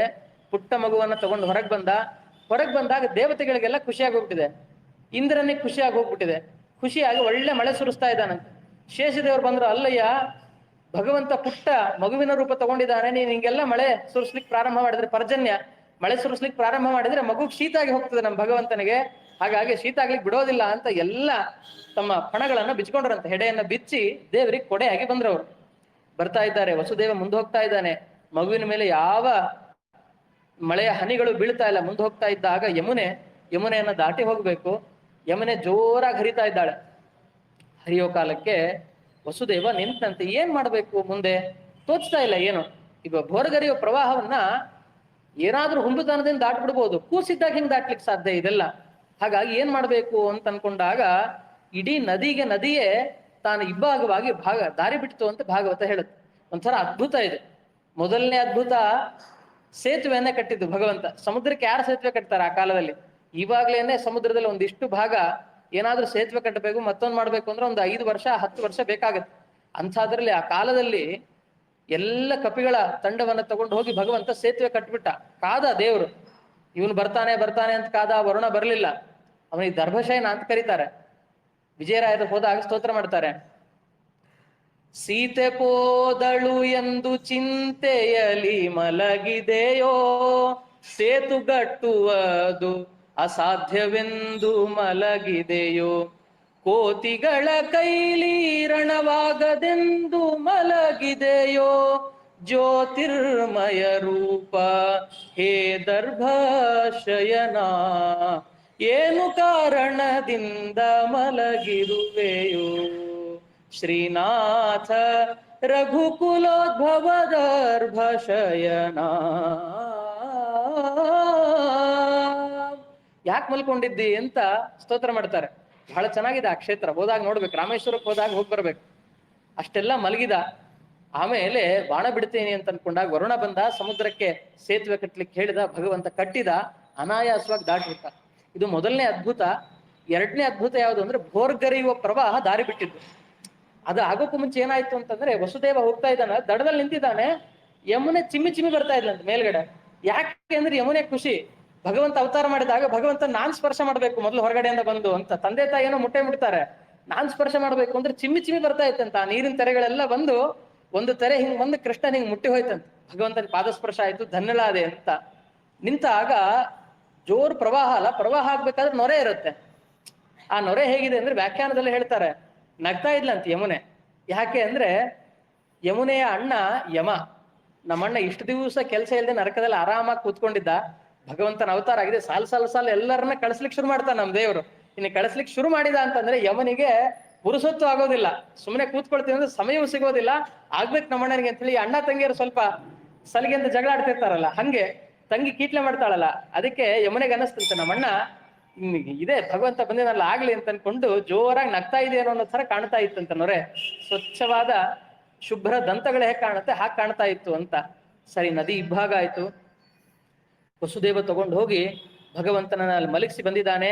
ಈ ಕಡೆ ಬಂದಾಗ ಮಾಯಾ ಶಿಶುವನ್ನ ತಗೊಂಡ್ ಬಂದ ಕೂಡ್ಲೆ ಕಂಸನಿಗೆ ವಿಷಯ ಗೊತ್ತಾಯ್ತು. ಎಲ್ಲ ನೋಡ್ರಿ, ಬಂದು ಕೂಡ್ಲೆ ತಂತಾನೆ ಮತ್ತೆ ಬಾಗಿಲು ಮುಚ್ಕೊಂಡಿದ್ದು, ಸರಳುಗಳು ಕಬ್ಬಿಣದ ಸರಳುಗಳು ಕೈಗೆ ಹಾಕೊಂಡು ಇದೆಲ್ಲ ಆಗ್ತದೆ. ಇಷ್ಟೆಲ್ಲ ಆಗಿ ಆದ್ಮೇಲೆ ಬಂದು ಕೂಡ್ಲೆ ಮಗು ಹುಟ್ಟಿತು ಅಂತ ವಿಷಯ ಗೊತ್ತಾಯ್ತು. ಕಿಟಾರ್ ಅಂತ ಕಿರ್ಚು ತಗೊಂಡು ಹೋಗಿ ಬಡಿಲಿಕ್ಕೆ ಹೋದ. ಅವನು ಕೊಲ್ಲೋ ಕ್ರಮ ಹೇಗೆ ಅಂದ್ರೆ 2 ಕಾಲು ಹಿಂಗಾಲು ಹಿಡಿದು ಬಡ್ದು ಬಿಡ್ತಾ ಇದ್ನಂತ ಕಲ್ಲಿಗೆ. ಒಂದೇ ಏಟ್ ಅಷ್ಟೇ, ಸಣ್ಣ ನವಜಾತ ಶಿಶುಗಳಿಗೆ ಒಂದೇ ಏಟಲ್ಲಿ ಕೊಂದು ಬಿಡ್ತಿದ್ನಂತ ಆ ದುಷ್ಟ. ಅವಾಗ ಮಗುವನ್ನ ಎತ್ಕೊಂಡು ಕೊಲ್ಲೋಣ ಅಂತ ಹೋದಾಗ ಆಕೆ ಹೇಳ್ತಾಳೆ, ಒಮ್ಮೆ ಒದ್ದು ಹೋದ್ಲಂತ ಎದೆಗೊಂದು. ಆ ಮಗು ಜಾಡಿಸಿ ಒದ್ದು ಹೋಯ್ತಂತೆ. ಆಕಾಶದಲ್ಲಿ ಅಂತ ಹೇಳ್ತು, ನಾನಲ್ಲಪ್ಪ, ನಿನ್ ಮೃತ್ಯು ಬೇರೆ ಕಡೆ ಬೆಳಿತಾ ಇದ್ದಾನೆ, ನಿನಗಿದೆ ಅಂತ ಹೇಳಿ ಹೊರಟೋಯ್ತಂತ. ಯಾಕೆ ಒದ್ದಿತ್ತ ಆ ಮಗು ಅಂತ ಹೇಳ್ಬೇಕಾದ್ರೆ, ಈ ಕಂಸನ ದೇಹದಲ್ಲಿ ಭೃಗುಮುನಿಗಳ ಆವೇಶ ಇತ್ತು. ಆಚಾರ್ಯರ ನಿರ್ಣಯದಲ್ಲಿ ಹೇಳ್ತಾರೆ ಭೃಗುಮುನಿಗಳ ಆವೇಶ ಇತ್ತು ಅಂತ. ಭೃಗುಮುನಿಗಳು ಹೋಗಿ ಇವನ್ ಮೈಯಲ್ಲಿ ಯಾಕೆ ಬಂದು ಕೂತ್ಕೊಂಡಿದ್ರು ಅಂದ್ರೆ, ಶ್ರೀನಿವಾಸ ಕಲ್ಯಾಣದಲ್ಲಿ ಬರುತ್ತಲ್ಲ, ಹೋಗಿ ಎದೆಗೆ ಒದ್ದಿದ್ರು, ದೇವ್ರ ಎದೆಗೆ ಒದ್ದಾಗ ಅವ್ರಿಗೆ ಅನ್ಸಿತ್ತಂತೆ, ಲಕ್ಷ್ಮೀದೇವಿ ಎಲ್ಲ ಬಿಟ್ಟು ಕೊಲ್ಲಾಪುರಕ್ಕೆ ಬಂದು ಕೂತ್ಬಿಟ್ಲು, ಅಯ್ಯೋ ಎಂಥ ಕಾರ್ಯ ಮಾಡಿದೆ, ಪತಿ ಪತ್ನಿಯರು ದೂರ ಆಗೋಚಾರ ಮಾಡ್ಬಿಟ್ನಲ್ಲ ಅಂತ ಬಹಳ ಅವ್ರಿಗೆ ಬೇಸರ ಆಗಿ ಬಂದು ತಪಸ್ ಮಾಡ್ತಾರೆ. ಹೇಮ ಅಂತ ಹೇಳಿ ಒಬ್ಬ ಋಷಿಗಳಾಗಿ ತಪಸ್ ಮಾಡ್ತಾರೆ, ಭೂಲೋಕದಲ್ಲಿ ಅವತಾರ ಮಾಡಿ. ತಪಸ್ ಮಾಡಿದಾಗ ಅವ್ರ ತಪಸ್ಸಿಗೆ ಲಕ್ಷ್ಮೀದೇವಿ ಮೆಚ್ಚಿದಾಗ ಏನ್ ಬೇಕು ಅಮ್ಮ, ನೀ ನನ್ನ ಮಗಳಾಗಿ ಬರ್ಬೇಕು ಅಂತ ಕೇಳ್ಕೊಳ್ತಾರೆ. ಸರಿ ಅಂತ ಭೃಗುಮುನಿಗಳ ಮಗಳಾಗಿ ಬಂದಾಗ ಭಾರ್ಗವಿ ಅಂತ ಹೆಸರು ಲಕ್ಷ್ಮೀದೇವಿಗೆ. ಈ ಭಾರ್ಗವಿಯನ್ನ ಭಗವಂತನ ಕೊಟ್ಟು ಮದುವೆ ಮಾಡಿದಾರೆ. ಇಬ್ಬರನ್ನ ದೂರ ಮಾಡಿದಂಗ ಆಗಿತ್ತು, ಮತ್ತೆ ಒಟ್ಟು ಮಾಡಿದ್ರು ಮದುವೆ ಮಾಡಿ. ಆದ್ರೆ ಪೆಟ್ಟೇನೋ ಬಿದ್ದಿತ್ತಲ್ಲ, ಲಕ್ಷ್ಮೀದೇವಿ ಇರೋ ಸ್ಥಳಕ್ಕೆ ಪೆಟ್ಟು ಬಿದ್ದಿತ್ತು, ಶ್ರೀವತ್ಸ ಚಿಹ್ನೆ ಇರೋ ಭಾಗದಲ್ಲಿ ಒದ್ದಿದ್ರು ಇವರು. ಹಾಗಾಗಿ ಆ ಏಟನ್ನು ಮತ್ತೆ ನಾನು ಮರಳಿ ತಗೊಳ್ಬೇಕು, ಅದಕ್ಕೋಸ್ಕರ ಇವನ್ ದೇಹದಲ್ಲಿ ಇದ್ರಂತವ್ರು ಭೃಗುಮುನಿಗಳು. ಇಲ್ಲ ಅಂದ್ರೆ ಕಂಸನಿಗೆ ಒಳ್ಳೆ ಬುದ್ಧಿ ಹೆಂಗ್ ಬರ್ಲಿಕ್ಕೆ ಸಾಧ್ಯ, ಅವತ್ತೇ ಕೊಂದ್ಬಿಡ್ತಾ ಇದ್ದ. ಹೇಳಿದ ಕೂಡಲೇ ಕೇಳಿದ್ನಲ್ಲ, ಯಾಕೆ ಕೇಳ್ದ ಅಂದ್ರೆ ಈ ಭೃಗುಮುನಿಗಳ ಆವೇಶ ಇತ್ತು, ಜೀವದ್ವಯ ಆವೇಶ ಅಂತ ಹೇಳ್ತಾ ಇದ್ರಲ್ಲಿ. ಹಾಗಾಗಿ ಅವನು ಒಪ್ಕೊಂಡಿದ್ದ ಕಾರಣ ಏನಂದ್ರೆ ಭೃಗುಮುನಿಗಳಿದ್ರು. ಅದಕ್ಕೋಸ್ಕರ ಈಗ ಪೆಟ್ಟು ಕೊಟ್ಲಲ್ಲ ಆ ತಾಯಿ, ಒಳಗಿದ್ದ ಭೃಗುಮುನಿಗಳು ಹೇಳಿದ್ರಂತ, ಇವಾಗ ನಾನು ಧನ್ಯನಾದೆ. 2 ಅಪರಾಧ ಆಗಿತ್ತು. ಒಂದು ಅವರಿಬ್ಬರನ್ನು ದೂರ ಮಾಡಿದ್ದು ಪರಿಹಾರ ಆಗಿತ್ತು. ಅದ್ರ ಜೊತೆಗೆ ಆ ಪಿಟ್ಟನ್ನ ಕೊಟ್ಟಿದ್ದೆ ನಾನು ಲಕ್ಷ್ಮೀದೇವಿಯ ಸ್ಥಳಕ್ಕೆ ಪಾದಪ್ರಹಾರ ಆಗಿತ್ತು, ಈಗೆಲ್ಲ ವಾಪಸ್ ಬಂತು ನನಗೆ ಅಂತ. ಈ ಸಣ್ಣ ಹುಡುಗರು ಏನಾದ್ರು ನಾವು ಬೈದ್ವಿ ಅಂತಂದ್ರೆ ನಾವ್ ಏನೋ ಯೋಚನೆಲಿದ್ದ ಬಂದು ಹಿಂದಿನ ನಮಗೆ ಚುಟ್ಟು ಹೋಗ್ಬಿಡ್ತಾವ ಆ ಮಕ್ಕಳು. ಹಂಗೆ ಇದು, ನಾನು ಅಮ್ಮನ ಇರೋ ಸ್ಥಳದಲ್ಲಿ ಪ್ರಹಾರ ಮಾಡಿದ್ದೇನೆ, ಹಾಗಾಗಿ ಮತ್ತೆ ನಾನು ಈ ಪೆಟ್ಟು ತಗೊಂಡೆ ಅಂತ ಭೃಗುನಿಗಳು ಆ ದೇಹದಲ್ಲಿ ತಗೊಳ್ತಾರೆ. ಆಮೇಲೆ ಆ ಮಾಯಾ ಶಿಶು ಹೊರಟು ಹೋಗುತ್ತೆ. ಸರಿ, ಇಷ್ಟಾದ್ಮೇಲೆ ಇವನ್ ಏನ್ ಮಾಡ್ಬೇಕು? ಸರಿ, ಇದು ಎಂಥ ಕೆಲ್ಸ ಆಗೋಯ್ತು, ಮಗು ಸಿಗತ್ತೆ ಅಂತ ನಾನು ಅನ್ಕೊಂಡೆ, ಅದ್ರಲ್ಲಿ ಸಿಗ್ತಾನೆ ಇಲ್ವಲ್ಲ ಅಂತ ಅನ್ಕೊಂಡಾಗ ಎಲ್ಲ ಜೊತೆಗಿದ್ದ ದುಷ್ಟ ಚತುಷ್ಟಯರು ಅಂತ ಬೇರೆ ಬೇರೆ ತರದ ಸಂಗಡಿಗರು ಬಂದು ಹೇಳ್ತಾರೆ, ನೋಡು ನಾವೆಲ್ಲ ದೈತ್ಯರು. ಅವರೆಲ್ಲ ರಹಸ್ಯದಲ್ಲಿ ಮಾತಾಡೋದು, ಏಕಾಂತ, ನಾವೆಲ್ಲರೂ ದೈತ್ಯರು. ನಮ್ಮನ್ನ ನಿಗ್ರಹ ಮಾಡಬೇಕು ಅಂದ್ರೆ ನಾರಾಯಣನಿಗೆ ಮಾತ್ರ ಸಾಧ್ಯ, ದೇವತೆಗಳಿಗೆ ಮಾತ್ರ ಸಾಧ್ಯ. ಹಾಗಾಗಿ ದೇವತೆಗಳೆಲ್ಲ ಎಲ್ಲಿರ್ತಾರೆ? ಗೋಬ್ರಾಹ್ಮಣ ಹಿತಾಯಚ, ಎಲ್ಲಿ ಗೋಸೇವೆ ನಡೆಯುತ್ತೆ, ಎಲ್ಲಿ ಬ್ರಾಹ್ಮಣರ ಆರಾಧನೆ ಆಗುತ್ತೆ, ಬ್ರಹ್ಮಜ್ಞಾನಿಗಳ ಪೂಜೆ ಆಗತ್ತೆ, ಎಲ್ಲಿ ಯಜ್ಞ ಯಾಗಾದಿಗಳಾಗತ್ತೆ, ಅಂಥ ಸ್ಥಳದಲ್ಲಿ ಭಗವಂತ ಇರ್ತಾನೆ, ಭಗವದ್ಭಕ್ತರಾದ ದೇವತೆಗಳಿರ್ತಾರೆ. ಹಾಗಾಗಿ ಮೊದಲು ವಿಷ್ಣು ದ್ವೇಷ, ವಿಷ್ಣು ಭಕ್ತರ ದ್ವೇಷ ಮಾಡ್ಬೇಕು ನಾವು. ಹಾಗಾಗಿ ನಿನ್ನ ಮೃತ್ಯು ಬೆಳೀತಾ ಇದ್ದಾನೆ ಅಂದ್ರೆ ಅದೇ ಸ್ಥಳದಲ್ಲಿ ಬೆಳಿಲಿಕ್ಕೆ ಸಾಧ್ಯ. ಎಲ್ಲರೂ ಹೊರಟು ಹೋಗೋಣ, ಒಬ್ಬೊಬ್ರು ಹೋಗಿ ಈಗ ತಾನೆ ಈಗ ಒಂದು ವಾರದಲ್ಲಿ ಹುಟ್ಟಿದ ಮಕ್ಕಳು ಯಾವ್ದಾವ್ದಿದ್ದಾವೋ ಎಲ್ಲವನ್ನ ಕೊಂದು ಹಾಕೋಣ ಅಂತ ಅವರೆಲ್ಲರೂ ಮಾತಾಡ್ಕೊಂಡು ಹೊರಟು ಹೋಗ್ತಾ ಇದ್ದಾರೆ. ಹಾಗಾಗಿ ಮೊದಲನೇದಾಗಿ ಪೂತನೆಯನ್ನ ಕಳಿಸಿದ್ದಾನೆ. ಪೂತನ ಬಾಲಘಾತಿನಿ ಅಂತ ಹೇಳ್ತಾರೆ, ಈ ಬಾಲಗ್ರಹ ಪೀಡೆ ಅಂತ ಹೇಳ್ತಾನೆ ನೋಡಿ. ಎಷ್ಟೋ ಸಲ ಇಂಥವೇ ದುಷ್ಟ ಶಕ್ತಿಗಳು ಕಾಡ್ತಾ ಇರ್ತಾವಂತ ಎಷ್ಟೋ ಬಾರಿ. ಹಾಗಾಗಿ ರುದ್ರದೇವರ ಸ್ಮರಣೆ ಮತ್ತೆ ಭೂತೋಚ್ಚಾಟನ ಅಂತ ಮಾಡ್ತಾರೆ ಪೂಜೆ ಪ್ರಾರಂಭ ಆಗೋ ಕಾಲಕ್ಕೆ. ಅಪಸರ್ಪಂತು ತೇ ಭೂತ ಏ ಭೂತ ಭುವಿ ಸಂಸ್ಥಿತ ಅಂತ ಹೇಳಿ ರುದ್ರದೇವರನ್ನ ಪ್ರಾರ್ಥನೆ ಮಾಡಿ ಆಮೇಲೆ ಮುಂದಿನ ಕಾರ್ಯಕ್ಕೆ ತೊಡಗಬೇಕು ಅಂತ. ಪೂತನಿ ಬಂದ್ಲು, ಒಳ್ಳೆ ರೂಪ ಇಟ್ಕೊಂಡು ಬಂದಿದ್ದಾಳೆ. ಅಪರಾಮ್ ಲಕ್ಷ್ಮೀಮಿವ, ನೋಡಿದ್ರೆ ಆ ಮಾಯಾ ರೂಪವನ್ನು ನೋಡಿದ್ರೆ ಇನ್ನೊಬ್ಬ ಲಕ್ಷ್ಮೀದೇವಿ ಬಂದಿದ್ದಾಳೆ ಅನ್ನೋ ತರ ನೋಡ್ಲಿಕ್ಕೆ ಬಹಳ ಚಂದಿದ್ಲಂತ. ಬಂದ್ಲು, ಮಗು ಇದೆ ಮನೆಯಲ್ಲಿ, ಎತ್ಕೊಳ್ತೇನೆ ಅಂತ ಎಲ್ಲರೂ ನೋಡ್ಲಿಕ್ಕೆ ಬರೋರು ಬಹಳ ಖುಷಿಯಾಗಿ. ನೋಡ್ಲಿಕ್ಕೆ ಬಂದ ಕೂಡಲೇ ಮಗುವನ್ನು ನೋಡ್ಲಿಕ್ಕೆ ಬಂದಿದ್ದಾಳೆ. ಕೈಯಲ್ಲಿ ಕೊಟ್ಟು ಕೂಡಲೇ ತಾನು ಕ್ಷೀರಪಾನ ಮಾಡಿಸ್ಲಿಕ್ಕೆ ಪ್ರಾರಂಭ ಮಾಡಿದ್ಲು. ಎದೆಗೆ ವಿಷವನ್ನ ಲೇಪನ ಮಾಡಿಕೊಂಡು ಈ ಮಗುವನ್ನು ಕೊಂದಾಕೋಣ ಅಂತ ತಾನು ಬಂದಿದ್ದಾಳೆ. ಭಗವಂತ ಅನ್ಕೊಂಡ, ವಿಷವನ್ನ ಬಿಡುವ ಆ ಸರ್ಪವನ್ನೇ ಹಾಸಿಗೆಯನ್ನಾಗಿ ಮಾಡ್ಕೊಂಡವ್ ನಾನು. ವಿಷ ನನ್ನ ಅಧೀನದಲ್ಲಿರೋ ಹಾವಲ್ಲಿರುತ್ತೆ, ಅಂಥ ವಿಷ ಹಚ್ಕೊಂಡು ನನಗೆ ಹಚ್ಲಿಕ್ಕೆ ಬರ್ತಾ ಇದೆಯಲ್ಲ ಅಂತ ಅನ್ಕೊಂಡ ಕೃಷ್ಣ. ನನಗೆ ವಿಷ ಕುಡಿಸ್ಲಿಕ್ಕೆ ಬರ್ತೀಯಾ, ತಗೊಳ್ತೀನಿ ತಡಿ ಅಂತ ಅನ್ಕೊಂಡು ಪ್ರಾಣವನ್ನೇ ಹೀರಿಬಿಟ್ಟಂತೆ. ಕ್ಷೀರಪಾನ ಮಾಡೋ ನೆಪದಲ್ಲಿ ಅವಳ ಪ್ರಾಣವನ್ನೇ ಪಾನ ಮಾಡಿಬಿಟ್ಟ ಭಗವಂತ. ವಿಕಾರವಾಗಿ ಕಿರ್ಚ್ಕೊಂಡು ಬಿದ್ಲಂತ. ವಿಕಾರ, ದೊಡ್ಡ ದೊಡ್ಡ ದೇಹ, ಹಿಂದೆ ತಾಟಕೆ ಆಗಿದ್ಲಲ್ಲ ಅವಳೇ ಮತ್ತೆ ಮರುಜನ್ಮದಲ್ಲಿ ಬಂದಿದ್ಲು. ಹಾಗಾಗಿ ಅಂಥ ದೊಡ್ಡ ದೇಹ, ಈ ನಂದಗೋಪ ಎಲ್ಲ ಆಶ್ಚರ್ಯ ಆಗುತ್ತಂತ, ಎಂಥ ದೇಹ ಇದು, ಏನ್ ಕಥೆ. ಅವಳ ದೇಹವನ್ನ ಕತ್ತರಿಸಿ ದಹನ ಮಾಡಿದ್ರು ಅಂತ. ದಹನ ಮಾಡೋ ಕಾಲಕ್ಕೆ ಒಳ್ಳೆ ಸುಗಂಧ ದೇಹದಿಂದ, ಯಾಕಿಂತ ಸುವಾಸನೆ ಬರ್ತಾ ಇದೆ ಅಂತ ಅನ್ಕೊಂಡಾಗ ಊರ್ವಶಿಯ ಸನ್ನಿಧಾನ ಇತ್ತಂತೆ. ದೇವರು ಸುಮ್ಸುಮ್ಮನೆ ಸ್ಪರ್ಶ ಮಾಡ್ಲಿಕ್ಕೆ ಸಾಧ್ಯವೇ ಇಲ್ಲ. ಯಾವುದೇ ಪದಾರ್ಥ ಆಗ್ಲಿ ದೇವರು ಸುಮ್ಸುಮ್ಮನೆ ಸ್ಪರ್ಶ ಮಾಡೋದು ಅಂತ ಇಲ್ವೇ ಇಲ್ಲ. ಹಾಗಾಗಿ ದೇವತಾ ಸ್ತ್ರೀ ಊರ್ವಶಿ ಇದ್ದಾಳೆ. ಆ ಊರ್ವಶಿಯ ಪ್ರಭಾವದಿಂದ ದೇಹದಿಂದ ಒಳ್ಳೆ ಶ್ರೀಗಂಧದ ಆ ಸುಗಂಧ ಬಂತು ಅಂತ ಭಾಗವತ ಹೇಳುತ್ತೆ. ಹೀಗೆ ಅವಳ ದಹನ ಆಯ್ತು, ಪೂತನಿಯ ಸಂಹಾರ ಆಯ್ತು. ಪೂತನಿಯ ಸಂಹಾರ ಆದ ಕೂಡಲೇ ಪೂತನೆ ಹೊರಟು ಹೋದ್ಲಿ, ಎಲ್ಲೂ ಬರ್ಲೇ ಇಲ್ಲ. ಸರಿ, ಮಕ್ಳನ್ನ ಕೊಳ್ತಾ ಇರ್ಬೇಕು ಅವಳು ಅಂತ ಅನ್ಕೊಂಡು ಇವನು ಹಂಗೆ ಎದ್ಬಿಟ್ಟಿದ್ದಾನೆ. ಅದಾದ್ಮೇಲೆ ಶಕಟ ಬಂದ. ಶಕಟ ಒಳ್ಳೆ ಬಂಡಿ ರೂಪದಲ್ಲಿ ಬಂದ ಅವನು. ಶಕಟಾಕ್ಷ ಬಂದಿದ್ದಾನೆ. ಕೆಳಗೆ ಮಗುವನ್ನು ಮಲಗಿಸಿದ್ದಾರೆ.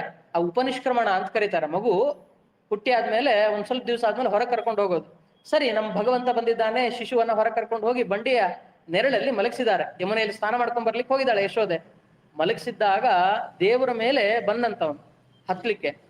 ಆವಾಗ ಭಗವಂತ ತನ್ನ ಪಾದ ಸ್ಪರ್ಶದಿಂದ ಚೂರು ಚೂರು ಮಾಡಿಬಿಟ್ಟ ಆ ಬಂಡಿಯನ್ನ, ತಾನು ಮುರಿದು ಹಾಕಿ ಶಕಟಾಕ್ಷನನ್ನು ಸಂಹಾರ ಮಾಡಿದ ಅಂತ ಅದನ್ನ ಹೇಳ್ತಾರೆ. ವಾದಿರಾಜರು ಹೇಳ್ತಾರೆ, ಇದು ಯಾಕೆ ಹಿಂಗಾಯ್ತು ಅಂತಂದ್ರೆ, ಊರಿಂದೂರ್ಗೆ ಹೋಗ್ಬೇಕಂದ್ರೆ ಸಾಮಾನು ಸರಂಜಾಮೆಲ್ಲ ಸಾಗಿಸ್ಬೇಕು. ಕಂಸ ಈ ಭೂಲೋಕ ಬಿಡ್ಬೇಕು ಅಂದ್ರೆ ತಾವಂದೆಲ್ಲ ಗಂಟು ಮೂಟೆ ಕಟ್ಟಬೇಕು. ಹಾಗಾಗಿ ಅದನ್ನ ಕಟ್ಟಿ ಸಾಗಿಸ್ಬೇಕು ಪರಲೋಕಕ್ಕೆ ಅಂದ್ರೆ ಒಂದು ಒಳ್ಳೆ ಬಂಡಿ ಬೇಕು. ಅದಕ್ಕೋಸ್ಕರ ಮೊದಲು ಇವನನ್ನು ಒತ್ತು ಪುಡಿ ಮಾಡಿ ಸಂಹಾರ ಮಾಡಿ ಕಳಿಸಿದ್ದಕ್ಕೆ ಇವನ್ನೆಲ್ಲ ಸಾಮಾನು ಹೊರಟೋಯ್ತು ಅಂತ ರಾಜ ರುಕ್ಮಿಣಿ ವಿಜಯದಲ್ಲಿ ಬಹಳ ಚೆನ್ನಾಗಿ ಹೇಳ್ತಾರೆ ಇದನ್ನ. ಸರಿ, ಶಕಟನ ಸಂಹಾರ ಆಯ್ತು. ಶಕಟಾಸುರ ಆದ್ಮೇಲೆ ತೃಣಾವರ್ತ ಬರ್ತಾನೆ. ಒಂದ್ ದಿವಸ ಹಿಂಗೆ ಕೂಸನ್ನ ಕುಡಿಸ್ಕೊಂಡು ಕೂತಿದ್ಲಂತ. ಕೂತಾಗ ಏನೋ ಸ್ವಲ್ಪ ಭಾರ ಆದಂಗಾಯ್ತು, ಅಥವಾ ಒಳಗೆ ಏನೋ ಇಟ್ಟಿದ್ಲು. ಯಶೋದೆ ಹೊರಟ್ಲು. ಹೋದಾಗ ಮಗು ಮಲಗಿದೆ ಅಂಗಳದಲ್ಲಿ. ಮಲಗಿದಾಗ ತೃಣಾವರ್ತ ಬಂದ. ಅಥಾ ಪರೋ ದೈತ್ಯ ಕದಂಬ ಕಾಸುರಿವೋದ್ಧತೋ ವಾತ ಶರೀರಧಾರಿ ಪ್ರಗೃಹ್ಯ ಕೃಷ್ಣಂ ಗಗನಂ ಜಗಾಮ ಸ್ವನಾಶಯೋಗ್ಯ ಸ್ಥಳಕಾಂಕ್ಷಯೇವ. ಭಗವಂತನ ತಗೊಂಡು ಹೊರಟಂತೆ. ಮೇಲೆ ಹೊರಟ. ಸುಂಟ್ರಗಾಳಿ ಅದು. ತೃಣಾವರ್ತ ಅಂದ್ರೆ, ತೃಣ ಅಂದ್ರೆ ಹುಲ್ಲು, ಆವರ್ತ ಅಂದ್ರೆ ಸುತ್ತೋದು, ಹುಲ್ಲು ಗರಗರ ಗರಗರ ಅಂತ ಸುತ್ತಾ ಸುತ್ತಾ ಆ ಪುಟ್ಟ ಶಿಶು ಭಗವಂತ ಬಾಲ ಶಿಶುವನ್ನ ಎತ್ಕೊಂಡು ಹೊರಟ, ಮೇಲೆ ಹೊರಟಾಗ ಮೇಲೆ ಹೋಗೋವರೆಗೂ ದೇವ್ರು ಸುಮ್ಮನೆ ಇದ್ದಾನೆ. ಸುಮ್ಮನೆ ಇದ್ದಾಗ ಇವನೇನು ಅಲ್ಲಿ ಮಗುವನ್ನ ಕೊಂದು ಹಾಕೋಣ ಅಂತ ಅನ್ಕೊಳ್ತಾ ಇದ್ದ, ದೇವರು ಭಾರ ಆಗ್ಲಿಕ್ಕೆ ಶುರು ಮಾಡಿದ್ದಾನೆ. ನಮ್ಮ ಪುಟ್ಟ ಭಗವಂತ ಭಾರ ಆಗ್ಲಿಕ್ಕೆ ಶುರುವಾದ ಆದ ಅವನಿಗೆ ಭಾರ ತಡ್ಕೊಳ್ಳಿಕ್ ಆಗ್ತಾ ಇಲ್ಲ. ಕೆಳಗೆ ಹಾಕ್ಬಿಟ್ರೆ ಎಲ್ಲಿ ಮಗು ಬದುಕೊಂಡ್ಬಿಡುತ್ತೆ ಅಂತ ಈ ವಿಷಯ ಕಂಸನಿಗೆ ಗೊತ್ತಾದ, ನನ್ನ ಉಳಿಸಲ್ಲ ಅವನು. ಹಾಗಾಗಿ ಕೆಳಗೆ ಹಾಕಿದ್ರೆ ಮಗು ಎಲ್ಲಿ ಬದುಕತ್ತೆ ಅಂತ ಅವನಿಗೆ ಭಯ. ಹಾಗಾಗಿ ಹಿಡ್ಕೊಂಡೇ ಬಿಡೋಣ, ಹಿಡ್ಕೊಂಡ್ರೆ ಕೃಷ್ಣನ್ ಭಾರ ತಡಿಲಿಕ್ಕೆ ಆಗ್ತಾ ಇಲ್ಲ ಭಗವಂತಂದು. ಹಾಗಾಗಿ ಬಂತು ಭಾರ ಆದ ಕೊನೆಗೆ ಸ್ವನಾಶ ಯೋಗ್ಯ ಸ್ಥಳಕಾಂಕ್ಷಯೇವ ಅಂತ ಹೇಳ್ತಾರೆ ರಾಜರು ಹೇಳ್ಬೇಕಾದ್ರೆ. ತನ್ನ ನಾಶಕ್ಕ ಸರಿಯಾದ ಜಾಗವನ್ನ ತಾನೇ ನೋಡ್ಕೊಂಡ ಅಂತ. ಅವನು ಸಂಹಾರ ಆಗ್ಲಿಕ್ಕೆ ಆಕಾಶವೇ ಸರಿಯಾದ ಸ್ಥಳ. ಹಾಗಾಗಿ ಗಾಳಿಯೆಲ್ಲ ತಿರುಗಾಡೋದು ಆಕಾಶದಲ್ಲೇ ಅಲ್ವಾ, ನಿನ್ನ ಕೊಲ್ಲಿಕ್ ಇದೇ ಸರಿಯಾದ ಸ್ಥಳ, ನನ್ನನ್ನು ಕೊಲ್ಲಿಕ್ಕಲ್ಲ ಅಂತ ಭಗವಂತ ಕರ್ಕೊಂಡು ಹೋಗಿ ಭಾರ ಮಾಡಿ ಕೆಳಗೆ ಬಿದ್ದು ನುಚ್ಚು ನೂರಾದ ಅಂತ ಅವನ ಸಂಹಾರದ ಕಥೆಯನ್ನು ಹೇಳ್ತಾರೆ. ಸರಿ, ತೃಣಾವರ್ತನ ಸಂಹಾರ ಆಯ್ತು. ಅದಕ್ಕೆ ಇವರೆಲ್ಲ ಬಂದು ಪ್ರಾರ್ಥನೆ ಮಾಡಿದ್ರಂತ. ಇದು ಹೆಂಗ್ ಉಳಿದಿದೆ ಮಗು? ಪೂತನಿ ಅಂತ ಪೂತನಿ ಬಂದ್ಲು, ಶಕಟಾಸುರ ಬಂದ, ಈ ತೃಣಾವರ್ತ ಬಂದ, ಹಾಗಾಗಿ ಮಗು ಉಳಿದಿದೆಯಲ್ಲ, ನಾವು ಯಾವ ಜನ್ಮದಲ್ಲಿ ಪುಣ್ಯ ಮಾಡಿದ್ವೋ, ಯಾವ ಜನ್ಮದಲ್ಲಿ ಭಗವಂತನ ಆರಾಧನೆ ಮಾಡಿದ್ವೋ ಆ ಪ್ರಭಾವದಿಂದ ನಮ್ಮ ಮಗು ಉಳಿದಿದೆ ಅಂತ ಪಾಪ ಈ ನಂದಗೋಕುಲ ಜನ ಎಲ್ಲ ಅನ್ಕೊಂಡ್ರಂತ. ನಂದಗೋಪ ಯಶೋಧ ಎಲ್ಲ ಹಂಗ ಅನ್ಕೊಂಡ್ರಂತ. ಕಿಂ ನಸ್ ತಪಶ್ಚೀರ್ಣಂ ಅಧೋಕ್ಷಜ ಅರ್ಚನೆ, ಭಗವಂತನ ಏನ್ ಅರ್ಚನೆ ಮಾಡಿದ್ವಿ ಆ ಪುಣ್ಯ ಪ್ರಭಾವದಿಂದ ನಮ್ಮ ಮಗು ಉಳ್ಕೊಂಡಿದೆ ಅಂತ ಅವ್ರು ಅನ್ಕೊಂಡ್ರಂತ. ಸರಿ, ಇಷ್ಟೆಲ್ಲ ಆಗಿದೆ. ಇದಾದ ಮೇಲೆ ಯಾರೋ ಹಿಂಗೆ ಬರ್ತಾ ಇದ್ರಂತೆ ನಂದಗೋಪನ ಮನೆಗೆ. ಬರೋ ಕಾಲಕ್ಕೆ ಎಲ್ಲಿಗೆ ಹೋಗ್ತಾ ಇದ್ದೀರಿ ಅಂತ ಕೇಳಿದ್ರು. ಅದೇ ಅವ್ನು ಇದಾನಲ್ಲ, ಪೂತನ ಸಂಹಾರಕ ಇದಾನಲ್ಲ, ಅವನ ಮನೆಗೆ ಹೋಗ್ತಾ ಇದ್ದೀವಿ ಅಂತಂದ್ರಂತವ್ರು. ನಂದಗೋಪ ಅಲ್ಲೇ ಕಟ್ಟೆ ಮೇಲೆ ಕೂತಿದ್ದ. ಏನೋ ಹೇಳ್ತಾ ಇದಾರಲ್ಲ ಇವರು, ಯಾರು ನಂದಗೋಪನ ಮನೆ ಅಂತ ಹೇಳ್ತಾ ಇಲ್ಲ, ಆ ಮಗುವನ್ನ ನೋಡ್ಲಿಕ್ಕೆ ಹೋಗ್ಬೇಕು, ಬಹಳ ಚೆನ್ನಾಗಿತ್ತಲ್ಲ ಕೂಸು ನೋಡ್ಲಿಕ್ಕೆ, ಹಾಗಾಗಿ ಅವ್ರ ಮನೆಗೆ ಹೋಗ್ತಾ ಇದ್ದೀವಿ. ಸರಿ, ಇನ್ನೊಬ್ರು ಯಾರೋ ಬಂದ್ರು, ನೀವೆಲ್ಲಿಗೆ ಹೋಗ್ತಾ ಇದ್ದೀರಿ? ನಾನು ಅದೇ ಶಕಟಾಸುರ ಜೀವಿತಾಪಹಾರಿ ಅಂತಿದ್ನಲ್ಲ ಅವನ ಮನೆಗೆ ಹೋಗ್ತಾ ಇದ್ದೀನಿ ಅಂತಂದ್ರಂತ. ಇನ್ನೊಬ್ರು ಬಂದ್ರು, ನೀವೆಲ್ಲಿ ಹೋಗ್ತಾ ಇದ್ದೀರಿ? ಅದೇ ತೃಣಾವರ್ತ ಸಂಹಾರಕ ಇದ್ನಲ್ಲ ಅವನ ಮನೆಗೆ ಹೋಗ್ತಾ ಇದ್ದೀನಿ. ಇವ್ ನಂದಗೋಪ ಅನ್ಕೊಂಡು, ಇದು ಯಾರು ನನ್ನ ಹೆಸರು ಹೇಳ್ತಾ ಇಲ್ಲ, ನಾನೇ ಮನೆ ಯಜಮಾನ, ಏನ್ ನೋಡಿದ್ರು ನನ್ನ ಮಗು ನೋಡ್ಲಿಕ್ಕೆ ಬಂದ, ಪೂತನ ಜೀವಿತಾಪಹಾರಿ ಮನೆ, ಶಕಟಾಸುರ ಭಂಜನನ್ ಮನೆ, ತೃಣಾವರ್ತ ಸಂಹಾರಕನ ಮನೆ ಎಲ್ಲ ಹಿಂಗೆ ಹೇಳ್ತಾ ಇದಾರಲ್ಲ ಅಂತ ಅನ್ಕೊಂಡ. ಆವಾಗ ಅವನಿಗೆ ತಲೆಗೆ ಹೊಳಿತು, ಹೌದಲ್ಲ, ನಾನು ನಾಮಕರಣನೇ ಮಾಡಿಲ್ಲ ಕೂಸಿಗೆ ಅಂತ ಅನ್ಕೊಂಡ ಅವನು. ನಾನ್ ನಾಮಕರಣವನ್ನೇ ಮಾಡ್ಲಿಲ್ಲ, ಭಗವಂತ ಕಾದ್ನಂತ ನನಗೆ ಹೆಸರು ಇಡ್ತಾರೆ ಅಂತ.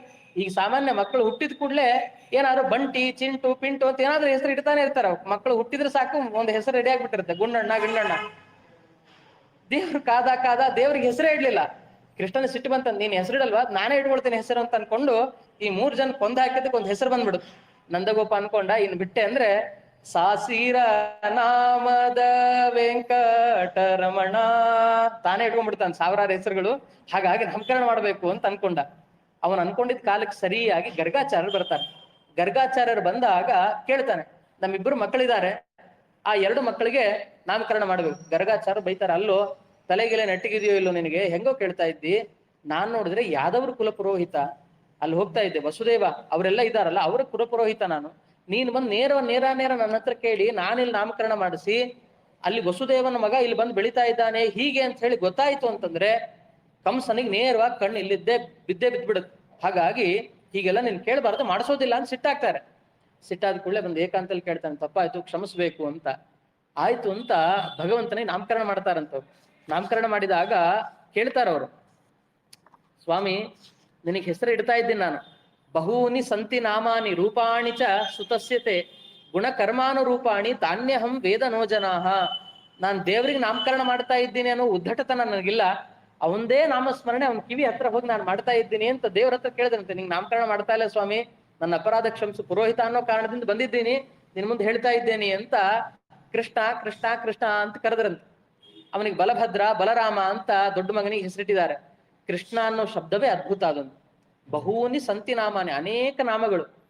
ನಮೋಸ್ತ್ವನಂತಾಯ ಸಹಸ್ರ ಮೂರ್ತಯೇ ಸಹಸ್ರ ಪಾದಾಕ್ಷಿ ಶಿರೋರುಬಾಹವೇ ಸಹಸ್ರ ನಾಮನೆ, ಸಾವಿರಾರು ಹೆಸರುಗಳು ಭಗವಂತನಿಗೆ.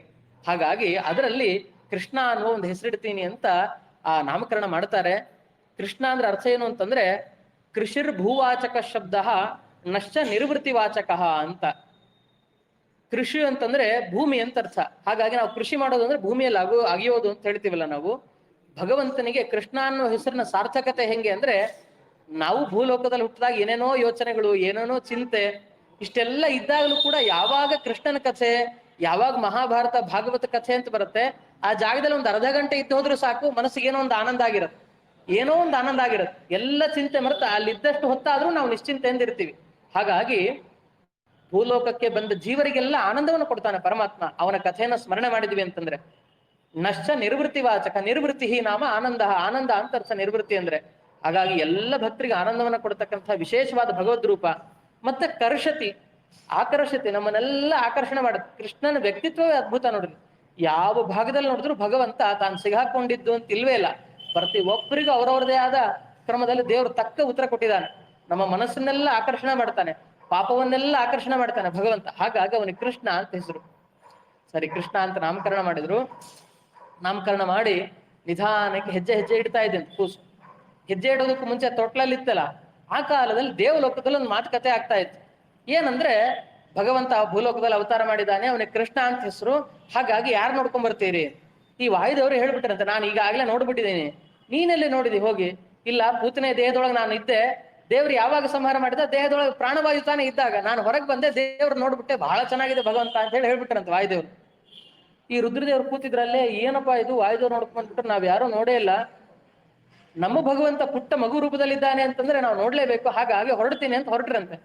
ಪಾರ್ವತಿ ಹೇಳಿದ್ಲಂತೆ, ಹಿಂಗ್ ಹೋದ್ರೆ ನಿಮ್ಮ ನೇರವಾಗಿ ನಂದಗೋಕುಲದ ಬಾಗಿಲಿಂದನೇ ಹೊರಗಟ್ಟಿ ಬಿಡ್ತಾರೆ ಅಂತ ಅಂದ್ಲಂತೆ. ಹೆಂಗೆ, ಎಂಥ ವೇಷ ಅದು! ಮಂಡೆಯೊಳ್ ಭಾಗೀರಥಿ ಜಡೆಗಟ್ಟಿ ಹನದರೊಳು ಮಂಡಿಸಿದವ ನುಡುಪತಿ, ಶುಂಡಾಲ ಚರ್ಮ ಕೊಂಡು ಧರಿಸಿಹ ಪಶುಪತಿ, ಉಮಾಪತಿ ರುಂಡಮಾಲೆಯನ್ನು ಕೊರಳಳು ಧರಿಸಿ, ಹಿಂಡು ಭೂತಗಳ ಪರಿಪರಿ ಕುಣಿಸಿ, ದಂಡ ಶೂಲ ರುದ್ರಾಕ್ಷವ ಧರಿಸುತ್ತ, ಢಿಂ ಢಿಂ ಢಿಂ ಢಿಂ ಢಮರುಗ ಧ್ವನಿಸುತ್ತ, ತಾನೇ ಗೋಕುಲಕ್ಕೆ ಬಂದ. ಶಿವ ಭವ ಭಯಹರ ತಾನೇ ಗೋಕುಲಕ್ಕೆ ಬಂದ ಅಂತ ರೂಪ ಹೇಳ್ತಾಳೆ. ಮಂಡೆಯಲ್ಲಿ ಭಾಗೀರಥಿ, ತಲೆಯಿಂದ ನೀರು ಒಸರುತ್ತಾ ಇದೆ. ಅದ್ರ ಜೊತೆಗೆ ಚಂದ್ರ ಇದ್ದಾನೆ, ಇಲ್ಲೆಲ್ಲ ಮೂರನೇ ಕಣ್ಣಿದೆ, ಕೆಂಗಣ್ಣಿದೆ, ಅಗ್ನಿನೇತ್ರ ಅವನು. ಜೊತೆಗೆ ಆಭರಣ ಯಾವುದು ಅಂತ ನೋಡಿದ್ರೆ ರುಂಡಮಾಲೆ, ಅದನ್ನೇ ಆಭರಣ. ಹಾವನ್ನು ಇಟ್ಕೊಂಡಿದ್ದಾನೆ. ಬಟ್ಟೆ ಯಾವುದು ಅಂತ ನೋಡಿದ್ರೆ ಎರಡೂ ಚರ್ಮ, ಒಂದು ಹುಲಿ ಚರ್ಮ, ಒಂದು ಆನೆ ಗಜ ಚರ್ಮ, ಗಜ ಚರ್ಮಾಂಬರಧರ. ಇಂಥ ವೇಷದಲ್ಲಿ ಹೋದ್ರೆ ಎಲ್ಲರನ್ನು ಹೊರಗೆ ಹಾಕಿಬಿಡ್ತಾರೆ. ಬರೀ ನಿಮ್ಮನ್ನಷ್ಟೇ ಅಲ್ಲ, ಇಂಥ ರೂಪ ಇಟ್ಕೊಂಡು ಯಾರಾದ್ರೂ ಮಗು ನೋಡ್ಲಿಕ್ಕೆ ಹೋಗ್ತಾರ, ಮಗು ಸ್ವಲ್ಪ ಕಿಟಾರ್ ಅಂತ ಕಿರಿಸ್ತಂದ್ರೆ ಇನ್ನೊಂದ್ಸಲಿ ಸೇರ್ಸೋದಿಲ್ಲ ನಿಮ್ಮನ್ನ ಅಂತಂದ್ಲು. ಹೌದಲ್ಲ ನೀನ್ ಹೇಳೋ ಸರಿ. ಎಷ್ಟೋ ಸಲ ಗಂಡಂದ್ರ ಅವಸರದಲ್ಲಿ ಹೋಗ್ಬೇಕಾದ್ರೆ ಪಾಪ ಎಷ್ಟೋ ಮರ್ತಾಗಿ ಹೆಣ್ತಿಯರು ಹೇಳ್ಬೇಕೆ, ಹೌದೌದು ನೀನ್ ಹೇಳೋದು ಸರಿ ಇದೆ ಅಂತ ಅನ್ಕೊಂಡು ಮತ್ತೆ ಮನೆಗೆ ಬಂದು ಸಾಮಾನು ತಗೊಂಡು ಹೋಗ್ತಾರ ಅವ್ರು. ಹಂಗೆ ಈ ಪಾರ್ವತಿ ಹೇಳಿದ ಕೂಡ್ಲೆ ರುದ್ರದೇವರು ತಮ್ಮ ರೂಪವನ್ನ ಕಮ್ಮಿ ಮಾಡ್ಕೊಂಡ್ರ. ಹೆಂಗ್ ಕಮ್ಮಿ ಮಾಡಿದ್ರು ಅದನ್ನ ಹೇಳ್ತಾರೆ ದಾಸರು, ಕೆಂಭಾವಿ ಭೀಮದಾಸರು ಅಂತ ಅವ್ರು ಹೇಳ್ತಾರೆ.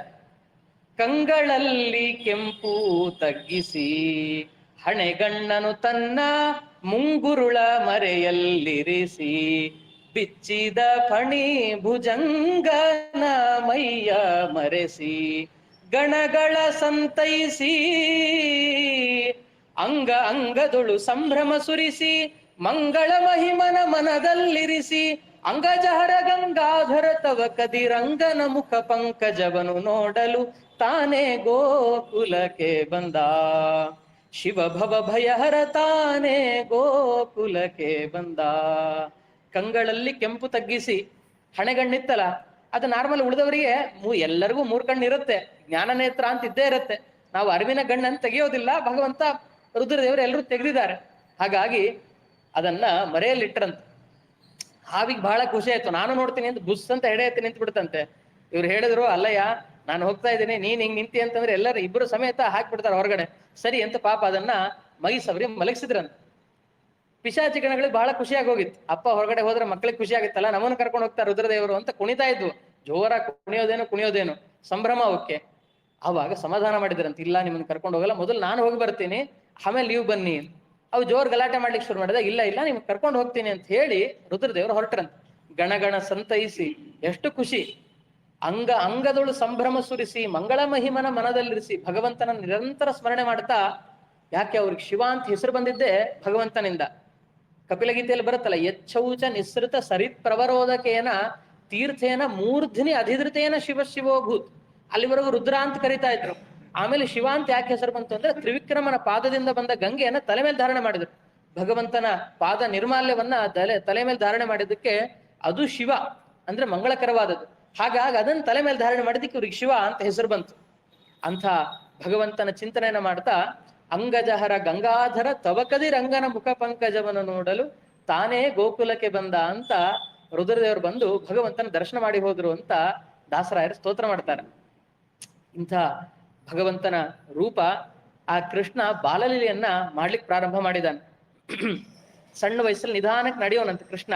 ನಡೀತಾ ಇದ್ದಾಗ ಹೊರಗಡೆ ಎಲ್ಲ ಅಂಗಳದಲ್ಲಿ ಆಟ ಆಡ್ಕೊಂಡು ಮನೆ ಒಳಗೆ ಬಂದ್ಬಿಡೋನಂತೆ. ಆವಾಗ ಯಶೋದೆ ಬರೋಳು, ಎಲ್ಲಿ ಹೋಗಿದ್ದಾನೆ ಕೃಷ್ಣ, ಎಲ್ಲಿ ಹೋಗಿದ್ದಾನೆ ಅಂತ ನೋಡ್ಲಿಕ್ಕೆ ಬಂದಾಗ ದೇವರ ಪಾದದ ಗುರುತಿತ್ತಂತೆ. ಎಲ್ಲಿ ಅಂದ್ರೆ ಈ ಹೆಜ್ಜೆಗಳಿರ್ತಲ್ಲ, ಕೆಸರಲ್ಲೇ ತಿರುಗಾಡಿದ ಹೆಜ್ಜೆಗಳನ್ನು ಪುಟ್ಟ ಹೆಜ್ಜೆ ಕೃಷ್ಣ ನಡ್ಕೊಂಡು ಹೋಗ್ತಾ ಇದ್ದ. ಆ ಹೆಜ್ಜೆ ಗುರುತುಗಳೆಲ್ಲ ಅನುಸಾರ ಮಾಡ್ಕೊಂಡ್ ಬರ್ತಾ ಇದ್ಲು ಯಶೋದೆ. ಹೋಗಿ ಇಲ್ಲಿದ್ದಾನೆ ಕೃಷ್ಣ ಅಂತ ಹಿಡಿತಿದ್ಲಂತ. ಈ ತರ ಕೃಷ್ಣನ ಬಾಲಲೀಲೆಗಳು ಪ್ರಾರಂಭ ಆಗುತ್ತೆ. ಒಬ್ಬೊಬ್ಬ ಗೋಪಿಕೆದು ಒಂದೊಂದ್ ಥರ.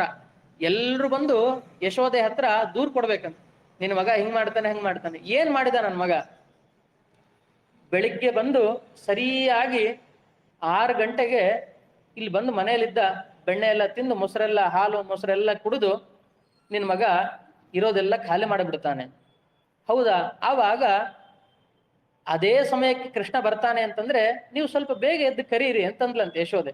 ಕೃಷ್ಣ ಬರ್ತಾನೆ ಅವಾಗ ಅಂತಂದ್ರೆ ನೀವೇ ಸ್ವಲ್ಪ ಸಮಯ ವ್ಯತ್ಯಾಸ ಮಾಡ್ಕೊಳ್ರಿ. ಅದಕ್ಕಲ್ಲಿ ಅಂದ್ಲು ಇನ್ನೊಬ್ಬ ಗೋಪಿಕೆ ಬಂದ್ಲು. ಅವಳ ಮನೆಗೆ 6 ಗಂಟೆಗೆ ಹೋಗ್ತಾನೆ, ನಮ್ಮ ಮನೆಗೆ 5ವರೆಗೆ ಬಂದ್ಬಿಟ್ಟಿರ್ತಾನೆ ಕೃಷ್ಣ ಅಂತಂದ್ಲು. ಇನ್ನೊಬ್ಳು ಬಂದ ಮನೆ 4ಕ್ಕೆ ಇರ್ತಾನೆ ಕೃಷ್ಣ ಅಂತ ಹೇಳಿ. ಯಾರ ಮನೆ ನೋಡಿದ್ರು ಮೊದಲು ಕೃಷ್ಣ ಹೋಗ್ಬಿಡ್ತಾ ಇದ್ನಂತೆ.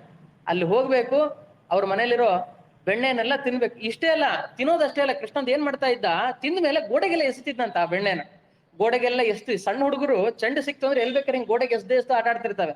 ಅದಕ್ಕೆ ಕೆಸರಲ್ಲಿ ಬಿದ್ದಿದೆಯೋ ನೀರಲ್ಲಿ ಬಿದ್ದಿದೆಯೋ ಒಂದು ಗೊತ್ತಾಗಲ್ಲ. ಅವು ಆಟ ಆಡಿ ಹೋಗಿ ಒಂದಿನ ಆದ್ಮೇಲೆ ಗೊತ್ತಾಗ್ಬೇಕು. ಎಲ್ಲ ಗೋಡೆ ಮೇಲೆಲ್ಲ ಗುರುತು ಬಿದ್ದಿರುತ್ತಲ್ಲ, ಅವಾಗಲೇ ಗೊತ್ತಾಗ್ಬೇಕು ನಮ್ಮ ಹುಡುಗ ಆಟ ಆಡಿದಾನೆ ಅಂತ. ಕೃಷ್ಣ ಹಾಗೆ ಬಂದು ಹೋಗಿದ್ದಾನೆ ಅಂತ ಗುರುತಾಗ್ಬೇಕು ಅಂದ್ರೆ 1-2 ಗಡಿಗೆ ಹೊಡೆದಿರ್ಬೇಕು. ಅದ್ರ ಜೊತೆಗೆ ಎಲ್ಲ ಕಡೆ ಬೆಣ್ಣೆ ಎಲ್ಲ ಮೆತ್ತಿರ್ಬೇಕು ಗೋಡೆಯಲ್ಲಿ. ಇಷ್ಟೆಲ್ಲ ಆಗತ್ತೆ ಅಂತ.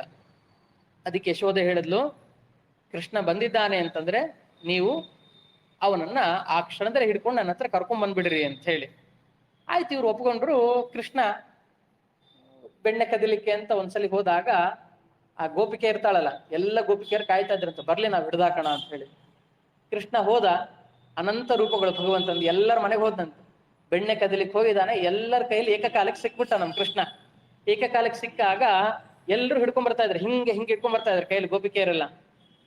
ಬರೋ ಕಾಲಕ್ಕೆ ಒಬ್ಬೊಬ್ರು ಮನೆಯಿಂದ ಬರ್ತಾ ಇದ್ದಾರೆ. ಬರೋ ಕಾಲಕ್ಕೆ ಈ ಗೋಪಿಕೆಯನ್ನು ಅಲ್ಲಿ ನೋಡಿ ಹಿಂಗ್ಯಾಕೆ ಕೈಯಲ್ಲೇ ಸೆಟ್ಕೊಂಡ್ ಬರ್ತಾ ಇದ್ದಾಳೆ ಅವಳು ಅಂತ ಈ ಗೋಪಿಕೆಗೆ ಅನ್ಸ್ಬೇಕು. ಹಿಂಗೆ ಹಿಡ್ಕೊಂಡ್ ಬರ್ತಾಳೆ, ಹಿಂಗೆ ಹಿಡ್ಕೊಂಡ್ ಬರ್ತಾಳೆ. ಇವು ಗಟ್ಟಿಯಾಗಿ ಹಿಂಗೆ ಒಬ್ಬರು ಹಿಂಗ್ ಕೈ ಕೃಷ್ಣ ಈ ಕಡೆ ಹಿಡ್ಕೊಳ್ಳೋದು. ಅಲ್ಲಿ ಏನಂದ್ರೆ ತನ್ನ ಕೈಲಿದ್ದ ಕೃಷ್ಣ ಗೊತ್ತಾಗ್ತಾ ಇದ್ದಾನೆ, ಎದುರುಗಡೆ ಇರೋಳ ಕೈಯಲ್ಲಿ ಕೃಷ್ಣ ಕಾಣಿಸ್ತಿಲ್ಲ. ಹಿಂಗ್ಯಾಕೆ ಸೆಟ್ಕೊಂಡ್ ಬರ್ತಾ ಇದ್ದಾಳೆ ಇವಳು ಅಂತ ಅವಳು ನೋಡಿ ಅನ್ಕೊಳ್ಬೇಕು. ಸರಿ, ಇಷ್ಟೆಲ್ಲ ಆಯ್ತು. ಬಂದ್ರು, ಬಾಗಿಲು ತಟ್ಟಿದ್ರು ಯಶೋದೆ ಮನೆಯದು. ಏನು ಅಂತ ಕೇಳಿದ್ಲು ಯಶೋದೆ. ನೋಡು, ಕೃಷ್ಣ ಬಂದಾಗ ಹಿಡ್ಕೊಂಡು ಕೊಡು ಅಂತ ಹೇಳಿದ್ದಿ, ಹಾಗಾಗಿ ಕೃಷ್ಣನ ಹಿಡಿದಿದ್ದೀನಿ ನೋಡು. ಎಲ್ಲಿದ್ದಾನೆ ಕೃಷ್ಣ ಅಂತ ಕೇಳಿದ್ಲು. ಇಲ್ಲೇ ಇದ್ದಾನಲ್ಲ. ಯಾರು ಹೇಳುದು ಕೃಷ್ಣ ಇದ್ದಾನೆ? ಬೆಳಿಗ್ಗೆ 6ವರೆಗೆ ಎದ್ದ ಕೃಷ್ಣ, ಅಮ್ಮ ಹಸ್ವಾಗ್ತಾ ಇದೆಯಮ್ಮ, ಏನಾದ್ರೂ ಕೊಡು ಅಂತನ್ನಂತೆ ಕೃಷ್ಣ. ಅದಕ್ಕೋಸ್ಕರ ಸ್ವಲ್ಪ ಹಾಲಿನ ಕೆನೆ ಸಕ್ಕರೆ ಹಾಕಿ ಕೊಟ್ಟಿದ್ಲಂತೆ ಯಶೋದೆ. ಅದನ್ನ ಚೆನ್ನಾಗಿ ಬಟ್ಲಲ್ಲಿ ಇಟ್ಕೊಂಡು ತಿಂತಾ ಕೂತಾಗ ಇಲ್ಲಿ ನೋಡು ಕೃಷ್ಣ ತಿಂತಾ ಇದ್ದಾನೆ ಅಂತ ಕೃಷ್ಣ ಅನ್ಲಂತೆ. ಹಿಂಗ್ ಒಳಗಿಂದ ಬಂದಂತೆ ಬೆಣ್ಣೆ ಬಟ್ಲು ಇಟ್ಕೊಂಡು, ಆ ಹಾಲಿನ ಬಟ್ಲು ಇಟ್ಕೊಂಡು ಒಳಗಿಂದ ಬಂದಂತೆ ದೇವ್ರು. ಇವ್ರಿಗೆಲ್ಲ ಆಶ್ಚರ್ಯ, ಏನಿದು ಇಲ್ಲಿ ಕಾಣಿಸ್ತಾ ಇದ್ದಾನೆ ಕೃಷ್ಣ ಅಂತ. ಕೃಷ್ಣ ಅಲ್ಲಿದ್ದಾನೆ. ಹಿಂಗ್ ನೋಡ್ತಾರೆ, ಕೈಯಲ್ಲಿದ್ದಾನೆ ಕೃಷ್ಣ. ಇಲ್ಲೂ ಇದ್ದಾನೆ, ಅಲ್ಲೂ ಇದ್ದಾನೆ. ಆವಾಗ ಗೊತ್ತಾಯ್ತು ಎಲ್ಲರ ಕೈಯಲ್ಲಿ ಕೃಷ್ಣ ಇದ್ದಾನೆ, ಅಲ್ಲಿ ಕೃಷ್ಣ ಇದ್ದಾನೆ.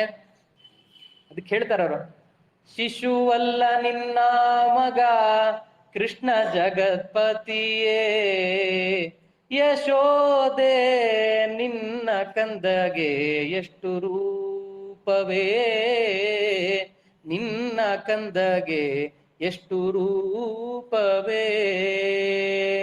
ಒಬ್ಬರ ಮನೆಯಲ್ಲಿ ಬೆಣ್ಣೆ ಕದಿತಾನೆ, ಇನ್ನೊಬ್ಬರ ಮನೆಯಲ್ಲಿ ಮಲಗ್ತಾನೆ, ಒಂದ್ ಕಡೆ ಮೊಸರು ಕುಡಿತಾನೆ, ಹಾಲು ಚೆಲ್ತಾನೆ, ಮಡಿಕೆ ಹೊಡಿತಾನೆ, ಆಟ ಆಡ್ತಾನೆ, ಕರುಗಳನ್ನು ಬಿಚ್ಚಿಬಿಡ್ತಾನೆ. ಎಷ್ಟು ನಿನ್ನ ಮಗನಿಗೆ ಎಷ್ಟು ರೂಪ. ಇವನ ಮಗ ಅಲ್ಲ, ಜಗತ್ಪತಿ ಕೃಷ್ಣ ಅಂತ ಅವ್ರಿಗೆಲ್ಲ ಒಂದು ಕ್ಷಣ ಜ್ಞಾನ ಬಂದು ಹೋಯ್ತಂತ. ಕರುಗಳನ್ನೆಲ್ಲ ಕಟ್ಟಿ ಬಿಚ್ಚಿಡ್ತಾ ಇದ್ದ ಕೃಷ್ಣ. ಯಾಕೆ ಬಿಚ್ತಾ ಇದ್ದೆ? ಬಿಚ್ಚೋದ ನನ್ನ ಸ್ವಭಾವ ಅಂತಿದ್ನಂತೆ ದೇವ್ರು. ಬಿಟ್ಟವರ ಭವಪಾಶದಿಂದಲೇ ಕಟ್ಟುವನಿವನು. ಅವನನ್ನ ಬಿಟ್ರೆ ಕಟ್ಟಾಕ್ತಾನೆ ಸ್ವಾಮಿ, ಅವನನ್ನ ಕಟ್ಟಾಕಿದ್ರೆ ನಮ್ಮನ್ನು ಬಿಡಿಸ್ತಾನೆ ದೇವ್ರು. ಅದೊಂದು ಸ್ವಭಾವ. ಒಂದು ಬಿಚ್ಚೋದೇ ನನ್ನ ಸ್ವಭಾವ. ಹಸುಗಳನ್ನೆಲ್ಲ ಬಿಚ್ತೀನಿ, ಬಿಟ್ರೆ ನೀವು ನನ್ನನ್ನು ಗಟ್ಟಿಯಾಗಿ ಹಿಡ್ಕೊಂಡ್ರಿ ಅಂತಂದ್ರೆ ನಿಮ್ಮನ್ನು ಬಿಚ್ಚಿ ಬಿಡ್ತೀನಿ ಭವಪಾಶದಿಂದ ಅಂತ ಹೇಳ್ತಾನೆ. ಬೆಣ್ಣೆನ ಕದೀತಾ ಇದ್ದ ದೇವ್ರು. ಯಾಕೆ ಅಂದ್ರೆ ಬೆಣ್ಣೆ ಯಾವತ್ತೂ ಪರಿಶುದ್ಧ. ಮತ್ತೆ ಬೆಣ್ಣೆಯಲ್ಲಿ ಪ್ರಾಣದೇವರ ಸನ್ನಿಧಾನ ಇರುತ್ತೆ. ಮಾರುತನು ನವನೀತದಳು ಅಂತ ಬರುತ್ತೆ ಹರಿಕಥಾಮೃತ ಸಾರದಲ್ಲಿ. ನವನೀತದಲ್ಲಿ ಮುಖ್ಯ ಪ್ರಾಣದೇವರ ಸನ್ನಿಧಾನ. ಪ್ರಾಣದೇವರು ಎಲ್ಲಿರ್ತಾರೋ ಅಲ್ಲೆಲ್ಲ ಭಗವಂತನ ಸನ್ನಿಧಾನ ಇರುತ್ತೆ. ಹಾಗಾಗಿ ಬೆಣ್ಣೆಯನ್ನೇ ಕದೀತಾ ಇದ್ದಂತೆ ಕೃಷ್ಣ. ಬೆಣ್ಣೆ ಕದಿಬೇಕು. ಯಾರ್ಯಾರು ಕೆಲವರು ಗೋಪಿಕೆಯರಿದ್ರಂತೆ, ಅವ್ರು ಕೃಷ್ಣನ್ ಕರೆದು ಪ್ರೀತಿಯಿಂದ ಬೆಣ್ಣೆ ಕೊಡ್ತಾ ಇದ್ರಂತೆ. ಇನ್ನು ಕೆಲವು ಗೋಪಿಕೆಯರು ಕೃಷ್ಣನ್ ಬೈತಾ ಇದ್ರಂತೆ, ಯಾಕೆ ಬೆಣ್ಣೆ ಕದೀತೀಯ ನೀ ಹಂಗೆ ಹೆಂಗೆ ಅಂತ ಹೇಳಿ.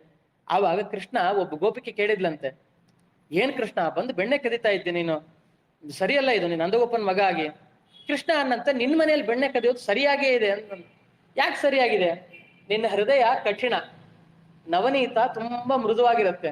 ಕಲ್ಲು ಹೃದಯದವರ ಮನೆಯಲ್ಲಿ ಇಂಥ ಮೃದುವಾದ ಬೆಣ್ಣೆ ಇರಬಾರ್ದು, ತಗೊಂಡ್ ಹೋಗ್ತೀನಿ ಅಂತ ಅನ್ಕೊಂಡು ಸೀದಾ ಹಿಂಗೇಳಿ ಕೃಷ್ಣ ಎತ್ಕೊಂಡೇ ಬಂದ್ಬಿಟ್ಟಂತೆ ಬೆಣ್ಣೆ ಮಡಕೆಯನ್ನ.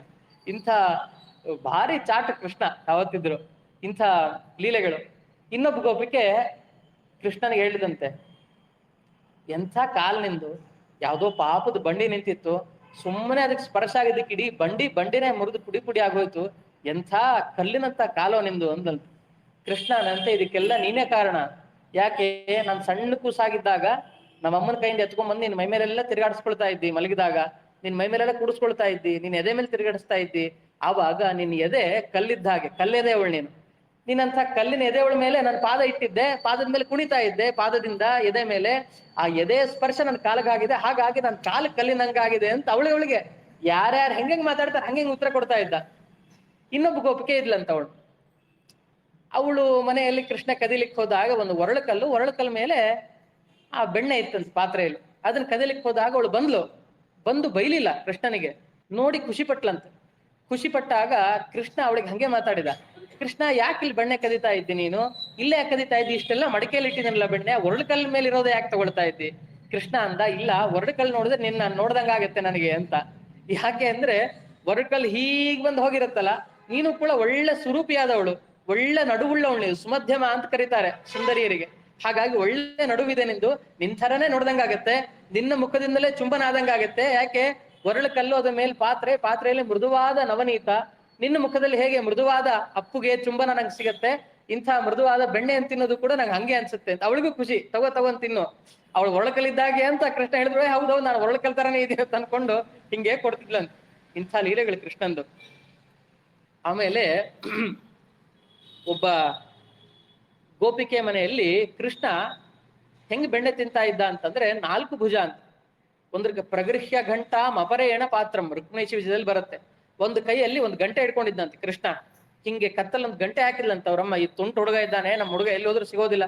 ಕೆಲವರು ಬಹಳ ಉಡಾಳು ಹುಡುಗರು ಇರ್ತಾರೆ, ಸಂಜೆ ಆದ್ರೂ ಮನೆಗೆ ಬರೋದಿಲ್ಲ, ಎಲ್ಲೋ ಒಂದ್ ಕಡೆ ಹೊರಗಡೆ ಆಟ ಆಡ್ಕೊಂಡು ಕೂತ್ಕೊಂಡಿರ್ತಾವೆ. ಆಮೇಲೆ ಅಪ್ಪ ಅಮ್ಮನೆ ಎಲ್ಲಿದ್ದಾರೆ ಅಂತ ಹೋಗಿ ಹುಡುಕಿ 2 ಡೇಟ್ ಹಾಕಿ ಮನೆ ಕರ್ಕೊಂಡ್ ಬರ್ಬೇಕು. ಈ ಕೃಷ್ಣಂಗೆ ಅದಕ್ಕೆ ಯಶೋಧ ಅನ್ಕೊಂಡ್ಬಿಟ್ಟಿದ್ಲು, ಎಲ್ಲ ಯಾರ್ಯಾರು ತುಂಟತನ ಮಾಡ್ತಾರೆ ತುಂಟರಿಗೆಲ್ಲ ನಾಯಕನೇ ನನ್ನ ಮಗ, ಅದಕ್ಕೋಸ್ಕರ ಎಲ್ಲಿ ಹೋದ್ರು ಸಿಗ್ಲಿ ಅಂತ ಒಂದು ಗಂಟೆ ಹಾಕಿದ್ಲಂತೆ.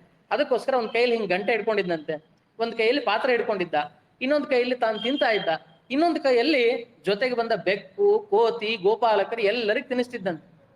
ತಿನ್ಸೋ ಕಾಲಕ್ಕೆ ಒಬ್ಬ ಗೋಪಿಕೆ ಬಂದ್ಲು, ಕೃಷ್ಣ ತಿಂತಾ ಇರೋದನ್ನ ತಾನು ನೋಡಿದ್ಲು. ಅವಳಿಗೆ ಬಹಳ ಖುಷಿ ಆಯ್ತು, ಮರುಕ್ಷಣದಲ್ಲೇ ಕೋಪ ಬಂತು ಅವಳಿಗೆ. ಯಾಕೆ ಕೋಪ ಬಂತು ಅಂತಂದ್ರೆ, ಕೃಷ್ಣ ತಿಂದ ಬೆಣ್ಣೆಯನ್ನು ಅವುಗಳಿಗೆ ತಿನ್ನಿಸ್ತಾ ಇದ್ದ. ಅವಳು ಅನ್ಕೊಂಡ್ಲು, ಬ್ರಹ್ಮಾದಿ ದೇವತೆಗಳೇ ಭಗವಂತನ ಉಚ್ಚಿಷ್ಟವನ್ನ ಸ್ವೀಕಾರ ಮಾಡ್ಲಿಕ್ಕೆ ಸಾಧ್ಯ, ಇಂಥ ಯಾವ ಕ್ಷುದ್ರ ಪ್ರಾಣಿಗಳು ಬಂದು ತಿಂತಾ ಇದ್ದಾವಲ್ಲ ಅಂತ ಕೋಪ ಮಾಡ್ಕೊಂಡ್ಲಂತ. ನೋಡ್ರಿ, ಕೋಪ ಮಾಡ್ಕೊಂಡಿದ್ದು ಒಳ್ಳೆ ಉದ್ದೇಶ ಇದು, ಕೃಷ್ಣನ್ ಮೇಲಲ್ಲ. ಎಂತೆಂತ ಸತ್ಪಾತ್ರರಿಗೆ ದೊರಿಬೇಕಿಂತ ನೈವೇದ್ಯ ಹೋಗಿ ನಮ್ಮ ಬ್ರಹ್ಮಾದಿ ದೇವತೆಗಳಿಗೆ ಅರ್ಪಣೆ ಆಗೋದು ಯಾವ ಸಾಮಾನ್ಯವಾದ ಪ್ರಾಣಿಗಳು ತಿಂತಾ ಇದ್ದಾವಲ್ಲ ಅಂತ ಅವಳು ಕೋಪ ಮಾಡ್ಕೊಂಡ್ಲಂತ. ಇನ್ನೊಂದ್ ಕಡೆ ಏನಾಯ್ತು, ಆ ಗಂಟೆ ಇತ್ತಲ್ಲ ಕತ್ತಲ್ಲಿ, ಆ ಗಂಟೆಯಲ್ಲಿ ಲಕ್ಷ್ಮೀದೇವಿ ಸನ್ನಿಧಾನ ಇರುತ್ತೆ. ಯಾಕೆ?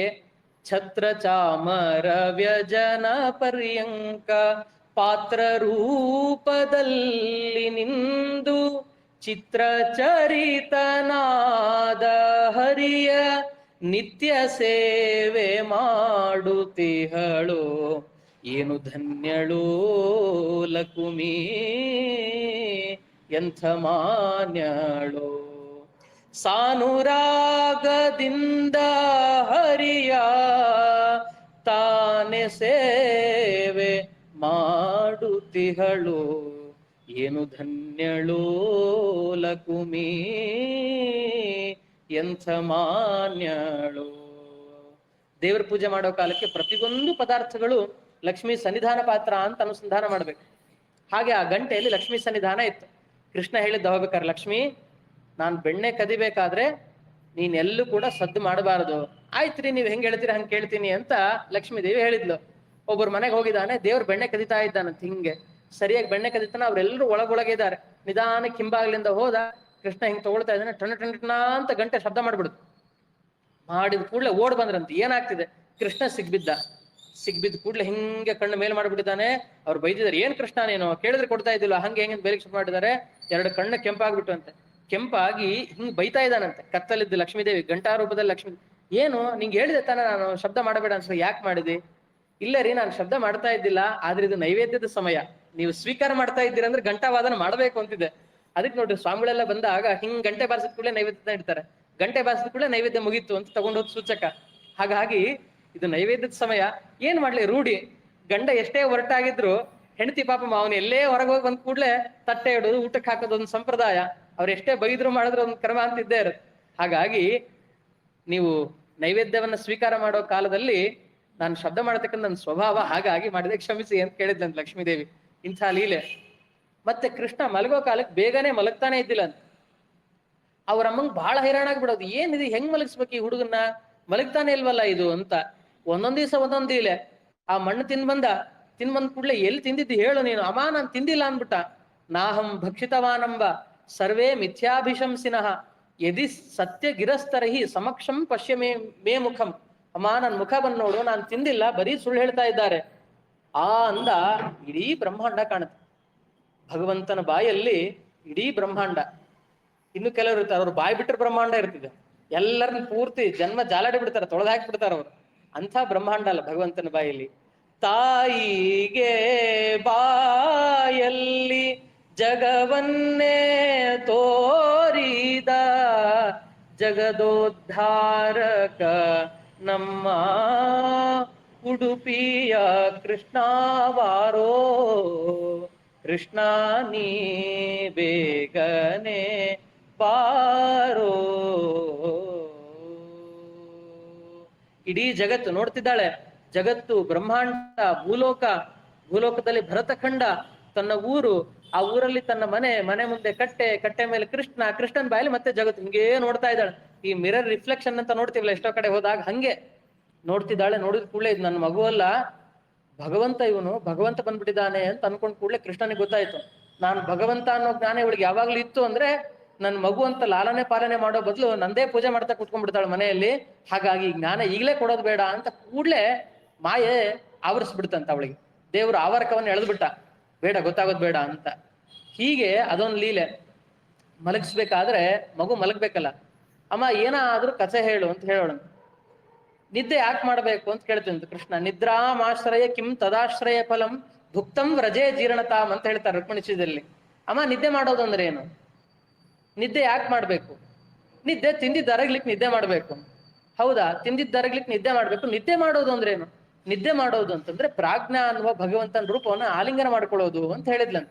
ಈ ವಿಶ್ವ ತೈಜಸ ಪ್ರಾಜ್ಞಾ ಅಂತ 3 ರೂಪಗಳು. ನಾವು ಜಾಗೃತ ಅವಸ್ಥೆಯಲ್ಲಿ ಎಚ್ಚರವಾಗಿದ್ದಾಗ ವಿಶ್ವ ನಿಯಮನ ಮಾಡ್ತಾನೆ. ಒಳ್ಳೆ ಕನಸುಗಳು ಬೀಳಬೇಕಾದ್ರೆ ತೈಜಸ ಬಂದು ಆ ಕನಸುಗಳನ್ನು ಬೀಳೋ ಥರ ಮಾಡ್ತಾ ಇರ್ತಾನೆ. ಆಮೇಲೆ ನಿದ್ದೆ ಬರುತ್ತಲ್ಲ, ನಮಗೆ ನಿದ್ದೆ ಬಂದಾಗ ಪ್ರಾಜ್ಞನ ಜೊತೆಗೆ ಜೀವ ಆಲಿಂಗನ ಮಾಡ್ಕೊಂಡಿರುತ್ತೆ ಅಂತ. ಈ ಬಿಂಬರೂಪದಲ್ಲಿದ್ದ ಪರಮಾತ್ಮನಿಗೆ ಜೀವ ಆಲಿಂಗನ ಮಾಡ್ಕೊಂಡಿರುತ್ತೆ. ಹಾಗಾಗಿ ಪ್ರಾಜ್ಞನಾಮಕನನ್ನ ಆಲಿಂಗನ ಮಾಡ್ಕೊಳ್ಳೋದು ಅಂತ ಇಷ್ಟು ಹೇಳಿದ್ಲು. ಹೌದಾ ಅಂತ ಕೃಷ್ಣ ಏನ್ ಮಾಡಿದ, ಈ ತನ್ನ ಯಶೋದೆ ಹಿಂಗ್ ಹೇಳ್ಬೇಕಲ್ಲ, ಪ್ರಾಜ್ಞನ ಆಲಿಂಗನ ಮಾಡ್ಕೊಳ್ಳೋದೇ ನಿದ್ದೆ ಅನ್ಕೂಡ್ಲೆ ಸುಮ್ನೆ ಹಿಂಗ್ ಅನ್ಕೊಂಬಿಟ್ಟ, ತನ್ನಂತಾನೆ ಹಿಂಗ್ ಅನ್ಕೊಂಬಿಟ್ಟ. ಹಿಂಗ್ ಅನ್ಕೊಂಡು ತೆಗೆದು ಆಯ್ತಮ್ಮ ನಿದ್ದೆ ಆಯ್ತು ಅಂತನ್ನಂತೆ. ಏನೋ ನಿದ್ದೆ ಆಯ್ತು? ಹೌದಮ್ಮ ನೀನೇ ಹೇಳಿದಲ್ಲ ಪ್ರಾಜ್ಞನ ಆಲಿಂಗನ ಮಾಡ್ಕೊಳ್ಳೋದು, ನಾನು ಆಲಿಂಗನ ಮಾಡ್ಕೊಂಬಿಟ್ಟೆ ಆಯ್ತು. ಇವನೇ ಪ್ರಾಜ್ಞ, ಇವನೇ ವಿಶ್ವ, ಇವನೇ ತೇಜಸ, ಹಾಗಾಗಿ ನಾನು ನಿದ್ದೆ ಆಗೋಯ್ತು ಅಂತ. ಅವಳಿಗೆ ಆಶ್ಚರ್ಯ ಆಯ್ತಂತ, ಏನ್ ಮಗು ಹಿಂಗ್ ಮಾಡ್ತಾ ಇದೆ? ಸರಿ, ಏನಾದ್ರೂ ನೀನ್ ಕಥೆ ಹೇಳು, ಕಥೆ ಕೇಳ್ಕೊಂಡು ನಾನು ಮಲಗ್ತೀನಿ. ಕಥೆ ಹೇಳು ಅಂದಾಗ ಈ ಹಿಂದೆ ಈ ದಶಾವತಾರದಲ್ಲಿ ಕೃಷ್ಣಾವತಾರದ ಹಿಂದಿನವರೆಗೂ ರಾಮಾವತಾರದಲ್ಲಿ ಎಲ್ಲ ಕಥೆ ಹೇಳ್ತಾ ಬರ್ತಿದ್ಲಂತೆ. ನೋಡು, ಪ್ರಹ್ಲಾದ ಅಂತ ಹುಡುಗ ಇದ್ದ, ಅವರಪ್ಪ ಇಷ್ಟೆಲ್ಲ ಅವನಿಗೆ ಕಷ್ಟ ಕೊಟ್ಟ, ಹಿಂಸೆ ಮಾಡಿದ. ಆವಾಗ ಎಲ್ಲಿದ್ದಾನೆ ಅಂತಂದಾಗ ಸ್ತಂಭೆ ಸಭಾಯಾಮ್ ನಮೃಗಂ ನ ಮಾನುಷಂ. ಹಾಗಾಗಿ ಕಂಬದಿಂದ ನರಸಿಂಹ ಹೊಡೆದು ಕೂಡ್ಲೆ ಹೊರಗ್ ಬಂದ ಅಂತ ತಾಯಿ ಹೇಳ್ಬೇಕು. ಈ ಹೊರಗ್ ಬಂದ ಅಂತ ಹೇಳ್ಬೇಕಲ್ಲ, ಅಷ್ಟೊತ್ತಿಗೆ ಮಲಗಿದ್ದ ಮಗು ಅಂತ ಎದ್ಬಿಡ್ತಂತೆ. ನಿನಗೆ ಹೆಂಗೋ ಗೊತ್ತಾಯ್ತು ಅಂತ ಕೇಳಿದ್ಲಿ ಇವಳು. ನಿನಗೆ ಹೆಂಗೋ ಗೊತ್ತಾಯ್ತು ಹಿಂಗ್ ಬಂದ ಅಂತ? ಅಮ್ಮ ಅದ್ ನಾನೇ ಅಂತ ಹೇಳದಂತೆ ಕೃಷ್ಣ. ಅಮ್ಮ ಅದ್ ನಾನೇ, ಏನೋ ಮಾತಾಡತ್ ನಮ್ಮ ಮಗು, ಹುಚ್ಚು ಮಗು ಇದು ಅಂತ ಅನ್ಕೊಳ್ತಿದ್ಲಂತ ಅವಳು. ಈ ಹುಚ್ಚು ಅಂದ್ಕೂಡ ನೆನಪಾಯ್ತು. ಈ ಇದ್ರತ್ರ ಈ ಹೆಮ್ಮರಗಾಲ ಅಂತ ಈ ನಂಜನಗೂಡ ಹತ್ರ ಒಂದು ಹಳ್ಳಿ, ಅಲ್ಲಿ ಕೃಷ್ಣನ್ ದೇವಸ್ಥಾನ ಇದೆ. ಆ ಕೃಷ್ಣನಿಗೆ ಹುಚ್ಚುಗೋಪಾಲ ಅಂತ ಹೆಸರು. ಹುಚ್ಚುಗೋಪಾಲ ಅಂತ ಕರೀತಾರಲ್ಲ. ಯಾಕೆ ಅಂದ್ರೆ ಹೆಚ್ಚೆಚ್ಚು ಕೊಡುವ ಹುಚ್ಚುಗೋಪಾಲ ಅಂತ ಅವ್ರು ಹೆಸರಿಟ್ಟಿದ್ದಾರೆ. ಹುಚ್ಚು ಅಂತ ಯಾಕೆ ಹೆಸರಿಟ್ಟಿದ್ದಾರೆ ಗೊತ್ತಿಲ್ಲ, ಆದ್ರೆ ಹೆಚ್ಚೆಚ್ಚು ಕೊಡ್ತಾನಂತ. ಒಬ್ಬ ಯಾರೋ ಚೋಳ ದೇಶದ ರಾಜನ ಮಗನಿಗೆ ತುಂಬಾ ಹುಚ್ಚಿಡ್ದಿತ್ತಂತ. ಅವನ ಆ ಕ್ಷೇತ್ರಕ್ಕೆ ಬಂದಾಗ ಅವನ ಆ ಮತಿ ಭ್ರಮಣೆಯನ್ನ ಪರಿಹಾರ ಮಾಡಿ ಜ್ಞಾನವನ್ನ ಕೊಟ್ಟ ಸ್ಥಳ ಕ್ಷೇತ್ರ ಅದು. ಹಾಗಾಗಿ ಅದಕ್ಕೆ ಹುಚ್ಚು ಬಿಡಿಸಿದ್ದಕ್ಕೆ ದೇವರಿಗೆ ಹುಚ್ಚುಗೋಪಾಲ ಅಂತ ಕರೆದ್ಬಿಟ್ರು. ದೇವ್ರದ್ದು ಹಂಗೇನ ನೋಡ್ರಿ, ಎಷ್ಟೋ ಕಡೆ ಹಿಂಗೆ ಹೆಸರಿಟ್ಕೊಂಡಿರ್ತಾನೆ. ನಮ್ಮೂರಲ್ಲಿ ಮಾನವಿಯಲ್ಲಿ ಬೆಟ್ಟ ಇದೆ, ಹಳೆ ಕಾಲದ ರಾಜರ ಕೋಟೆ ಇದೆ. ಅಲ್ಲಿ ಹೋಗ್ಬೇಕಾದ್ರೆ ವ್ಯಾಸರಾಯರು ಪ್ರತಿಷ್ಠಾಪನೆ ಮಾಡಿದ ಒಂದು 4-5 ಪ್ರಾಣ ದೇವರಿದಿವೆ ಆ ಕೋಟೆ ಭಾಗದಲ್ಲಿ. ಅಲ್ಲಿಗೆ ಹೋಗ್ಬೇಕಾದ್ರೆ ಒಂದು ದೊಡ್ಡ ಕಲ್ಬಂಡೆ ದಾಟ್ಕೊಂಡು ಹೋಗ್ಬೇಕಾದ್ರೆ ಎಡಗಡೆ ಒಂದು ಪ್ರಾಣ ದೇವರು ಹೋಗತ್ತೆ, ಆಂಜನೇಯ. ಅವನಿಗೆ ಹೆಸರೇನಪ್ಪ ಹನುಮಪ್ಪನಿಗೆ ಅಂದ್ರೆ ಹೆಂಡಿ ಹನುಮಪ್ಪ ಅಂತ ಹೆಸರು. ಹೆಂಡಿ ಅಂದ್ರೆ ಸಗಣಿ ಹನುಮಪ್ಪ ಅಂತ ಹೆಸರು. ಯಾಕೆ ಈ ಹೆಸರು ಬಂತು ಅಂತಂದ್ರೆ ಅಲ್ಲಿ ಹೇಳ್ತಾ ಇದ್ರು, ಹಳೆ ಕಾಲದಲ್ಲೆಲ್ಲ ಯಾವುದಾದ್ರೂ ಹಸುಗಳಿಗೆ, ಕರಕ್ಕೆ, ದನಕ್ಕೆ ಏನಕ್ಕಾದ್ರೂ ಆರಾಮಿಲ್ಲ ಅಂತಂದ್ರೆ ಅದರ ಗೋಮಯವನ್ನ ತಗೊಂಡು ಬಂದು ಈ ಹನುಮಂತನ ಪಾದಕ್ಕೆ ಹಾಕ್ತಿದ್ರಂತ. ನೋಡ್ರಿ ಏನೇನೇನೋ ಹಾಕ್ತಾರೆ. ಎಲ್ರು ಪಂಚಾಮೃತ ಅಭಿಷೇಕ ಮಾಡಿದ್ರೆ ಇಲ್ಲಿ ಗೋಮಯ ಹಚ್ಚೋರು. ವಿಶೇಷ ಏನು, ಯಾವ ಪ್ರಾಣಿದ ಹಾಕ್ಬೇಕು ಆ ಹಸು ಆರಾಮಾಗ್ತಿತ್ತು. ಯಾವ ಹಸುವಿಂದ ಹಾಕ್ತಾ ಇದ್ರು, ಯಾವ ಕರುವಿಂದು, ಯಾವ ಎತ್ತಿಂದು, ಅದೆಲ್ಲ ಆರಾಮಾಗ್ತಿತ್ತಂತೆ. ಅದಕ್ಕೆ ಅವನಿಗೆ ಹೆಂಡಿ ಹನುಮಪ್ಪ ಅಂತಾನೆ ಹೆಸರು ಬಂದ್ಬಿಡ್ತು. ಇವತ್ತಿಗೂ ಅಲ್ಲಿ ಹೋದಾಗ ಹೆಂಡಿ ಹನುಮಪ್ಪ ಅಂತಾನೆ ಹೆಸರು. ಹೆಜ್ಜೆಗೆ ಸಿಗ್ತಾವ. ನೀವು ಬಂದ್ರಿ ಅಂತಂದ್ರೆ ಈ ಕಡೆ ಹನುಮಪ್ಪ, ನಾ ಈಗ ಹೇಳಿದ ಹನುಮಪ್ಪ, ಅದಾದ್ಮೇಲೆ ಒಂದು 10 ಹೆಜ್ಜೆ ಹೋದ್ರೆ ಇನ್ನೊಂದ್ ಕಡೆ ಒಂದು ಪುಟ್ಟ ಕಟ್ಟೆ, ಅಲ್ಲಿ ಜಗನ್ನಾಥದಾಸರು ಪೂಜೆ ಮಾಡಿದ ಒಂದು ಪ್ರಾಣದೇವರು. ಅಲ್ಲಿಂದ ಸರಿಯಾಗಿ ಒಂದು 15 ಹೆಜ್ಜೆ ಹೋದ್ರೆ ಎಡಗಡೆ ವ್ಯಾಸರಾಯರು ಪೂಜೆ ಮಾಡಿದ ಒಂದು ತೋಟದ ರಾಯ ಅಂತ ತೋಟದ ಮಧ್ಯದಲ್ಲಿ ಇರೋದು. ಅಲ್ಲಿಂದ ಒಂದು 100 ಹೆಜ್ಜೆ ಹೋದ್ರೆ ಮತ್ತೆ ಖಂಡೇರಾಯ ಅಂತ ಕೋಟೆಯ ಗೋಡೆಯಲ್ಲಿರೋ ಪ್ರಾಣದೇವ್. ಬಲಗಡೆ ಹೋದ್ರೆ ಇನ್ನೊಂದು ತೋಟದ ಮಧ್ಯದಲ್ಲಿ ಬಾವಿಯಲ್ಲಿರೋ ಹನುಮಪ್ಪ. ಹಿಂಗೆ ಹೆಜ್ಜೆಗೆ ದೇವರ ಸನ್ನಿಧಾನ. ಹಾಗಾಗಿ ಭಕ್ತನಾದ ಮುಖ್ಯ ಪ್ರಾಣನಿಗೆ ಹೆಂಡಿ ಹನುಮಪ್ಪ, ಭಗವಂತನಿಗೆ ಹುಚ್ಚುಗೋಪಾಲ ಅಂತ ಹೆಸರಲ್ಲಿ. ಅವಳು ಅನ್ಕೊಳ್ಳಿ ಏನ್ ನನ್ನ ಮಗನಿಗೆ. ಸರಿ, ನರಸಿಂಹಾವತಾರದ ಕಥೆ ಆಯ್ತು. ರಾಮಾವತಾರದ ಕಥೆ ಹೇಳೋ ಕಾಲಕ್ಕೆ ರಾವಣ ಬಂದ, ಸೀತೆಯನ್ನು ಎತ್ಕೊಂಡು ಹೋಗ್ತಾ ಇದ್ದಾನೆ ಅಂತ ಹೇಳ್ಬೇಕು. ಮತ್ತೆ ಮಗು ಎದ್ದಿತ್ತಂತೆ, ಲಕ್ಷ್ಮಣ ಬಿಲ್ಲು ಬಾಣ ತಗೊಂಡ್ ಬಾ ಅಂತಂತೆ. ಇದೇನು ಎಲ್ಲದಕ್ಕೂ ಇವನು ಮುಂಚೆನೆ ಗೊತ್ತಿರೋ ತರ ಹೇಳ್ತಾ ಇದ್ದಾನಲ್ಲ ಇವನು ಅಂತ ಅವಳಿಗೆ ಆಶ್ಚರ್ಯ. ಇದು ಎಲ್ಲ ಓದ್ಕೊಂಡೆ ಬಂದ್ಬಿಟ್ಟಿದೆ. ನನ್ನ ಮಗು ಬಹಳ ಬುದ್ಧಿವಂತ ಇರ್ಬೇಕು, ಹಿಂದಿನ ಜನ್ಮದಲ್ಲಿ ಎಲ್ಲ ನೆನಪಿದೆ ಅಂತ ಅನ್ಕೊಂಡ್ಲ. ಯಾರಿಗೊತ್ತು, ಅವನೇ ದೇವರೇ ಜೊತೆಗಿದ್ರು ತಾನು ತನ್ನ ಮಾಯೆಯನ್ನ ಕವಿಸ್ಬಿಡ್ತಾನೆ. ನೇರವಾಗಿ ಸುಲಭವಾಗಿ ಬಿಟ್ಕೊಡೋದಿಲ್ಲ. ಅಷ್ಟೆಲ್ಲ ದುರ್ಯೋಧನಾದಿಗಳ ಜೊತೆನೆ ಭಗವಂತ ಇದ್ದ. ಯಾರಿಗ್ ಗೊತ್ತಾಯ್ತು ಭಗವಂತ ಅಂತ ಗೊತ್ತಾದ್ರೂ ಎಷ್ಟರ ಮಟ್ಟಿಗೆ ಅವ್ರು ತತ್ವಜ್ಞಾನ ಪಡೆದ್ರು, ಎಷ್ಟರ ಮಟ್ಟಿಗೆ ಉಪದೇಶ ಪಡೆದ್ರು ಅವರು? ಆಗ್ಲಿಲ್ಲ. ಹಾಗಾಗಿ ಆ ಕೃಷ್ಣನ ಲೀಲೆಗಳೇ ಅದ್ಭುತ. ಇನ್ನೊಂದು ಲೀಲೆ ಹೇಳ್ತೀನಿ, ಬಹಳ ಪ್ರಸಿದ್ಧ ಇದು. ಒಬ್ಬ ಗೋಪಿಕೆ ಮನೆಗೆ ಕೃಷ್ಣ ಕದಿಲಿಕ್ಕೆ ಅಂತ ಹೋಗಿದ್ದ. ಕೃಷ್ಣ ಕದಿಲಿಕ್ಕೆ ಹೋದಾಗ ಆ ಗೋಪಿಕೆ ಅಲಂಕಾರ ಮಾಡ್ಕೊಳ್ತಿದ್ಲಂತ.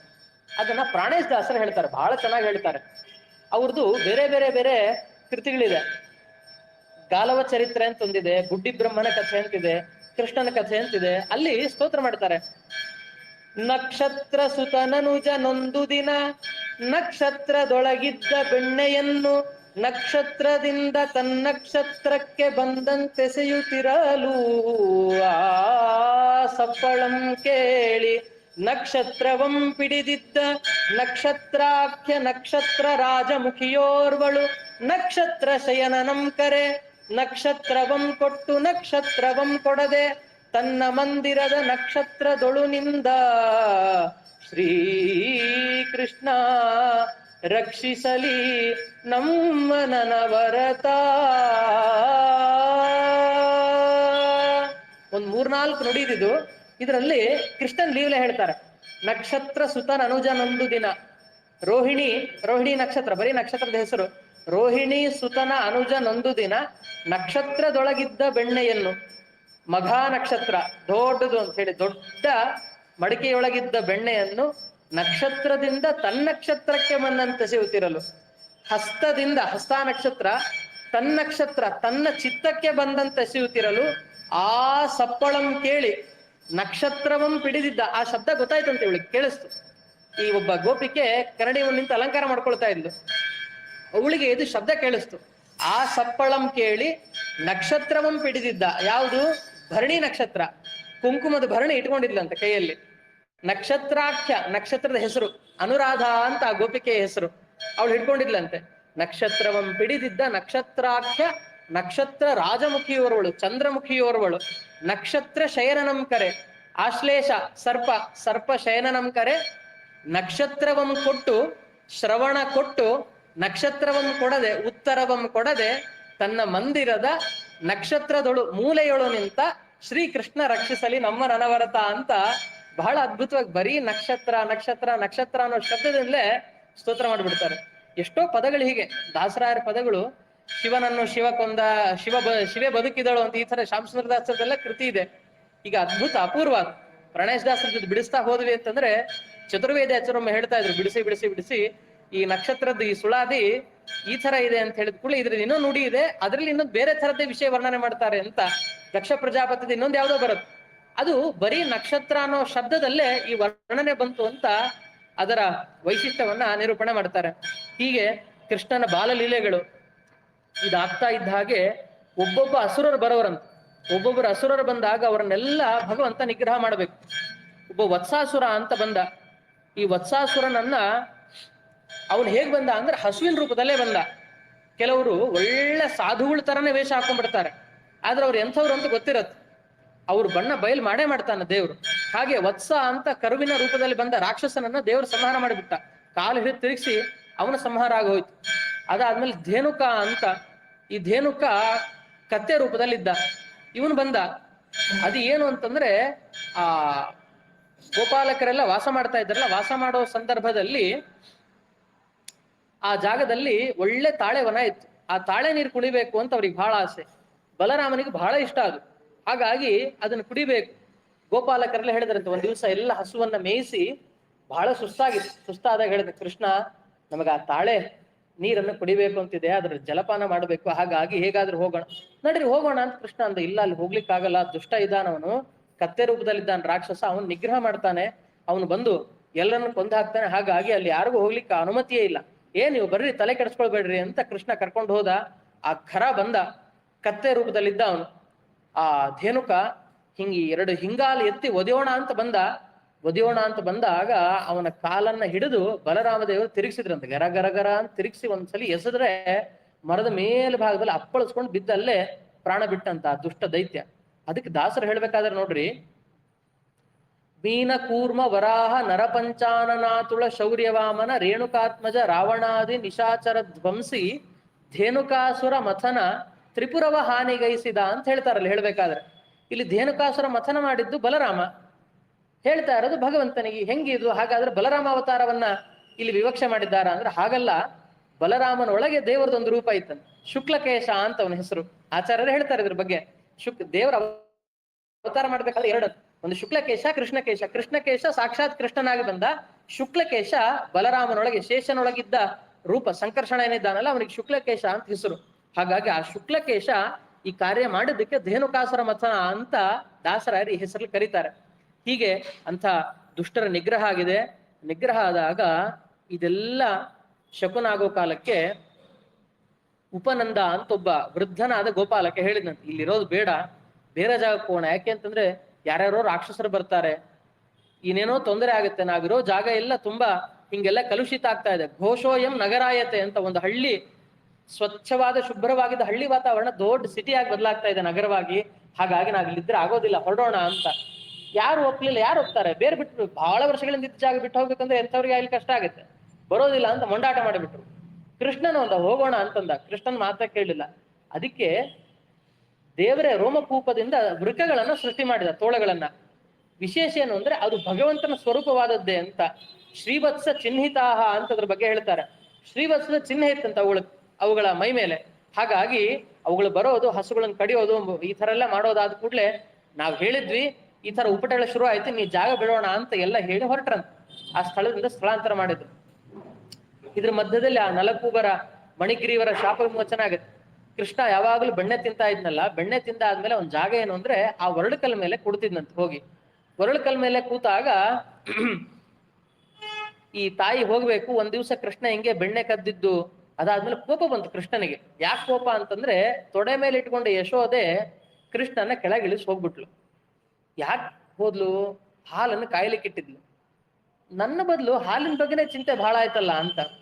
ಈಗ ನಾವು ಕೂಡ ಎಷ್ಟೋ ಸಲಿ ದೇವ್ರ ಪೂಜೆ ಮಾಡಕ್ಕೆ ಅಯ್ಯೋ ಅದಿಟ್ಟಿದೀವಿ ಅಂತ ಎದ್ದೋಗ್ಬಿಡ್ತೀವಿ. ದೇವ್ರ ಪೂಜೆ ಮಧ್ಯದಲ್ಲಿ ಬಿಟ್ಟರೆ ಆಮೇಲೆ ಬಂದು ಕೃಷ್ಣ ಕೃಷ್ಣ ಗೋವಿಂದ ಗೋವಿಂದ ಅಂತ ಅನ್ಕೊಂಡು ಮತ್ತೆ ಮುಂದೆ ಮಾಡ್ತೀವಿ. ದೇವ್ರ ಅನ್ಕೊಂಡ ನನ್ನ ಕಡೆ ಗಮನ ಇದ್ದಾಗ, ನನ್ನ ಪೂಜೆ ಮಾಡೋ ಕಾಲಕ್ಕೆ ಅನುಸಂಧಾನ ನನ್ನಲ್ಲೇ ಇರಬೇಕು, ಪೂರ್ಣ ಏಕಾಗ್ರತೆ ನನ್ನಲ್ಲೇ ಇರಬೇಕು. ನಮ್ಮಮ್ಮ ಬಿಟ್ಟೋದಲ್ಲ, ಮಾಡ್ತೀನಿ ತಡಿ ಅಂತ ಅನ್ಕೊಂಡು ಸೀದಾ ಎದ್ದು ಕೃಷ್ಣ ಎಲ್ಲ ಮಡಿಕೆಗಳನ್ನು ಒಡೆದು ಹಾಕಿ ಚೆಲ್ಲಾಪಿಲ್ಲಿ ಮಾಡಿಬಿಟ್ನಂತ. ಚೆಲ್ಲಾಪಿಲ್ಲಿ ಮಾಡಿದ ಕೂಡಲೇ ಬಂದ್ಲು, ಮೇಲ್ಗಡೆ ಕೂತ್ ತಿಂತಾ ಇದ್ದಾನೆ. ಅದೇ ನಗ್ತಾ ನಗ್ತಾ ಕೃಷ್ಣ ಕಾಲ್ ಮೇಲೆ ಕಾಲ್ ಹಾಕಿ ಕೈ ತುಂಬಾ ಬೆಣ್ಣೆ ಇಟ್ಕೊಂಡು ತಿಂತಾ ಇದ್ದಾನೆ. ಮಾಡ್ತೀನಿ ತಡಿ ಅಂತ ಏನ್ ಮಾಡಿದ್ಲು, ನೀನ್ ಕಟ್ಟಿ ಹಾಕ್ತೀನಿ ಅದಕ್ಕೆ ಅಂತ ಕೃಷ್ಣನ್ ಹಿಡಿಲಿಕ್ಕೆ ಹೋದ್ಲು. ಹೋದ್ಲು ಹೋದ್ಲು ಹೋದ್ಲು, ಸಿಗಲೇ ಇಲ್ಲ ಕೃಷ್ಣ. ಎಷ್ಟು ಓಡ್ತಾಳೆ, ಸಿಗಲೇ ಇಲ್ಲ ಸಿಗಲೇ ಇಲ್ಲ. ಹಿಡಿದು ಹಾಕ್ತೀನಿ ಅಂತ ಅನ್ಕೊಂಡ್ಲು, ಸಿಗ್ಲಿಲ್ಲ. ಕೃಷ್ಣ ಸಿಗಪ್ಪ, ಯಾಕೋ ಸಿಗ್ತಾ ಇಲ್ಲ ನೀನು ಅಂತ ಅನ್ಕೊಂಡ್ಲು, ಸಿಕ್ಬಿಟ್ಟ ಕೃಷ್ಣ. ಸ್ವಮಾತು ಸ್ವಿನ್ನಗಾತ್ರಾಯ ವಿಸ್ರಸ್ತ್ರ ಕವರಸ್ರಜಃ ಅಂತ ಹೇಳ್ತಾರೆ. ಅವಳು ಹಾಕೊಂಡಿರೋ ಮುಡ್ಕೊಂಡಿರೋ ತುರುಬಿಗೆ ಹಾಕೊಂಡಿದ್ದ ಹೂಮಾಲೆ ಎಲ್ಲ ಚೆಲ್ಲಾಪಿಲ್ಲಿ ಆಗಿತ್ತು, ಬಟ್ಟೆ ಎಲ್ಲ ಅಸ್ತವ್ಯಸ್ತ ಆಗಿತ್ತು ಇವ್ನು ಹಿಡಿಯೋ ಭರದಲ್ಲಿ. ಆವಾಗ ಕೃಷ್ಣ ಯಾವಾಗ ಸಿಕ್ತೀಯೋ ಅಂತ ಅನ್ಕೂಡ್ಲೆ ಕೃಷ್ಣ ಸಿಗಾಕೊಂಡಂತ. ಆವಾಗ ತಂದು ಕಟ್ಟಿದ್ಲು. ನಾವು ಕೂಡ ಅಷ್ಟೇ, ಇಷ್ಟ ಹಣ ಇದೆ, ಈ ಹೋಮ ಮಾಡಿಸ್ಬಿಡ್ತೀನಿ, ದೇವ್ರಿಗೆ ಪ್ರೀತಿ ಆಗುತ್ತೆ. ಆಗಲ್ಲ, ಕೃಷ್ಣ ಅಂತ ಪ್ರೀತಿ ಆಗೋದಿಲ್ಲ. ಸ್ವಾಮಿ ನೀನು ಕೊಟ್ಟಿದ್ದು ನಿನಗೆ ಅರ್ಪಣೆ. ಪ್ರಸನ್ನ ತೀರ್ಥರು ಹೇಳ್ತಾರೆ ಒಂದ್ ಕಡೆ, ಇಷ್ಟೆಲ್ಲ ದೇವ್ರು ಕೊಟ್ಟಿದ್ದಾನೆ ನಮಗೆ. ಹೇಗ್ ಕೊಟ್ಟ? ನಾವೇನೋ ಕೇಳ್ತೀವಿ, ಅದ್ರ ದುಪ್ಪಟ್ಟು ಕೊಡ್ತಾನ ದೇವ್ರು. ಒಂದು ಪ್ರಾರ್ಥಿಸಲು ನೂರೊಂದು ಕೊಟ್ಟೆಯೋ, ತಂದೆ ನಿನ್ನಯ ಕರುಣಾ ಎಂದೆಂದಿಗೂ ಇರಲಿ. ಇಂದು ನೀನಿತ್ತ ನೂರೊಂದ ನಿನ್ನ ಪಾದ ಕರ್ಪಿಸುವೆ, ನಿನ್ನ ಸೇವೆಗೆಂದೆನುತಾ ಒಂದು ಪ್ರಾರ್ಥಿಸಲು ನೂರೊಂದು ಕೊಟ್ಟೆಯೋ, ತಂದೆ ನಿನ್ನಯ ಕರುಣಾ ಎಂದೆಂದಿಗೂ ಇರಲಿ. ಅಪ್ಪ ಕೇಳಿದ್ ಒಂದು, ಕೊಟ್ಟದ್ದು 101. ನಿನ್ನ ಕಾರುಣ್ಯ ಬಹಳ ದೊಡ್ಡದು ಅಂತ. ಹಾಗಾಗಿ ನಾವು ಆ ಭಾವದಲ್ಲಿ ಕೇಳ್ಕೊಳ್ಳಿ, ಸ್ವಾಮಿ ನೀನ್ ಕೊಟ್ಟಿದ್ದಿ. ಎಲ್ಲಾದ್ರೂ ನದಿಗೆ ಹೋಗ್ತೀವಿ, ಸಂಧ್ಯಾವಂದನ ಮಾಡಬೇಕು ಅಂತ ತಿಳಿತೀವಿ, ತಗೊಳ್ತೀವಿ, ಅದೇ ಜಲ ತಗೊಳ್ತೀವಿ, ಅದೇ ನೀರಿಗೆ ಹಾಕ್ತೀವಿ ನಾವು. ಕೆರೆಯ ನೀರನ್ನು ಕೆರೆಗೆ ಚೆಲ್ಲಿ ವರವ ಪಡೆದವರಂತೆ ಕಾಣಿರೋ, ಹರಿಯ ಕರುಣದೊಳಾದ ಭಾಗ್ಯವ ಹರಿ ಸಮರ್ಪಣೆ ಮಾಡಿರೋ. ಕೊಟ್ಟಿದ್ದೆಲ್ಲ ಅವನ ಅಧೀನ, ಅವನಿಗೆ ಕೊಡಬೇಕು ಅಂತ ಚಿತ್ತಕ್ಕೆ ಬಂತು, ಕೊಟ್ಟದ್ದು ಮತ್ತೆ ಅವನಿಗೆ ಅರ್ಪಣೆ ಮಾಡ್ತಾ ಇದ್ದೀವಿ. ನನ್ನಿಂದ ಆಯ್ತು, ನಾನು ಮಾಡಿದೆ ಅಂತ ಅಲ್ಲಿ ಬಂತು ಅಂದ್ರೆ ಆ ಪುಣ್ಯ ಫಲ ಎಲ್ಲ ದೈತ್ಯರ ಅಪಹಾರ ಮಾಡಿಬಿಡ್ತಾರೆ ಅಂತ ಅದ್ರ ಬಗ್ಗೆ ಹೇಳ್ತಾರೆ.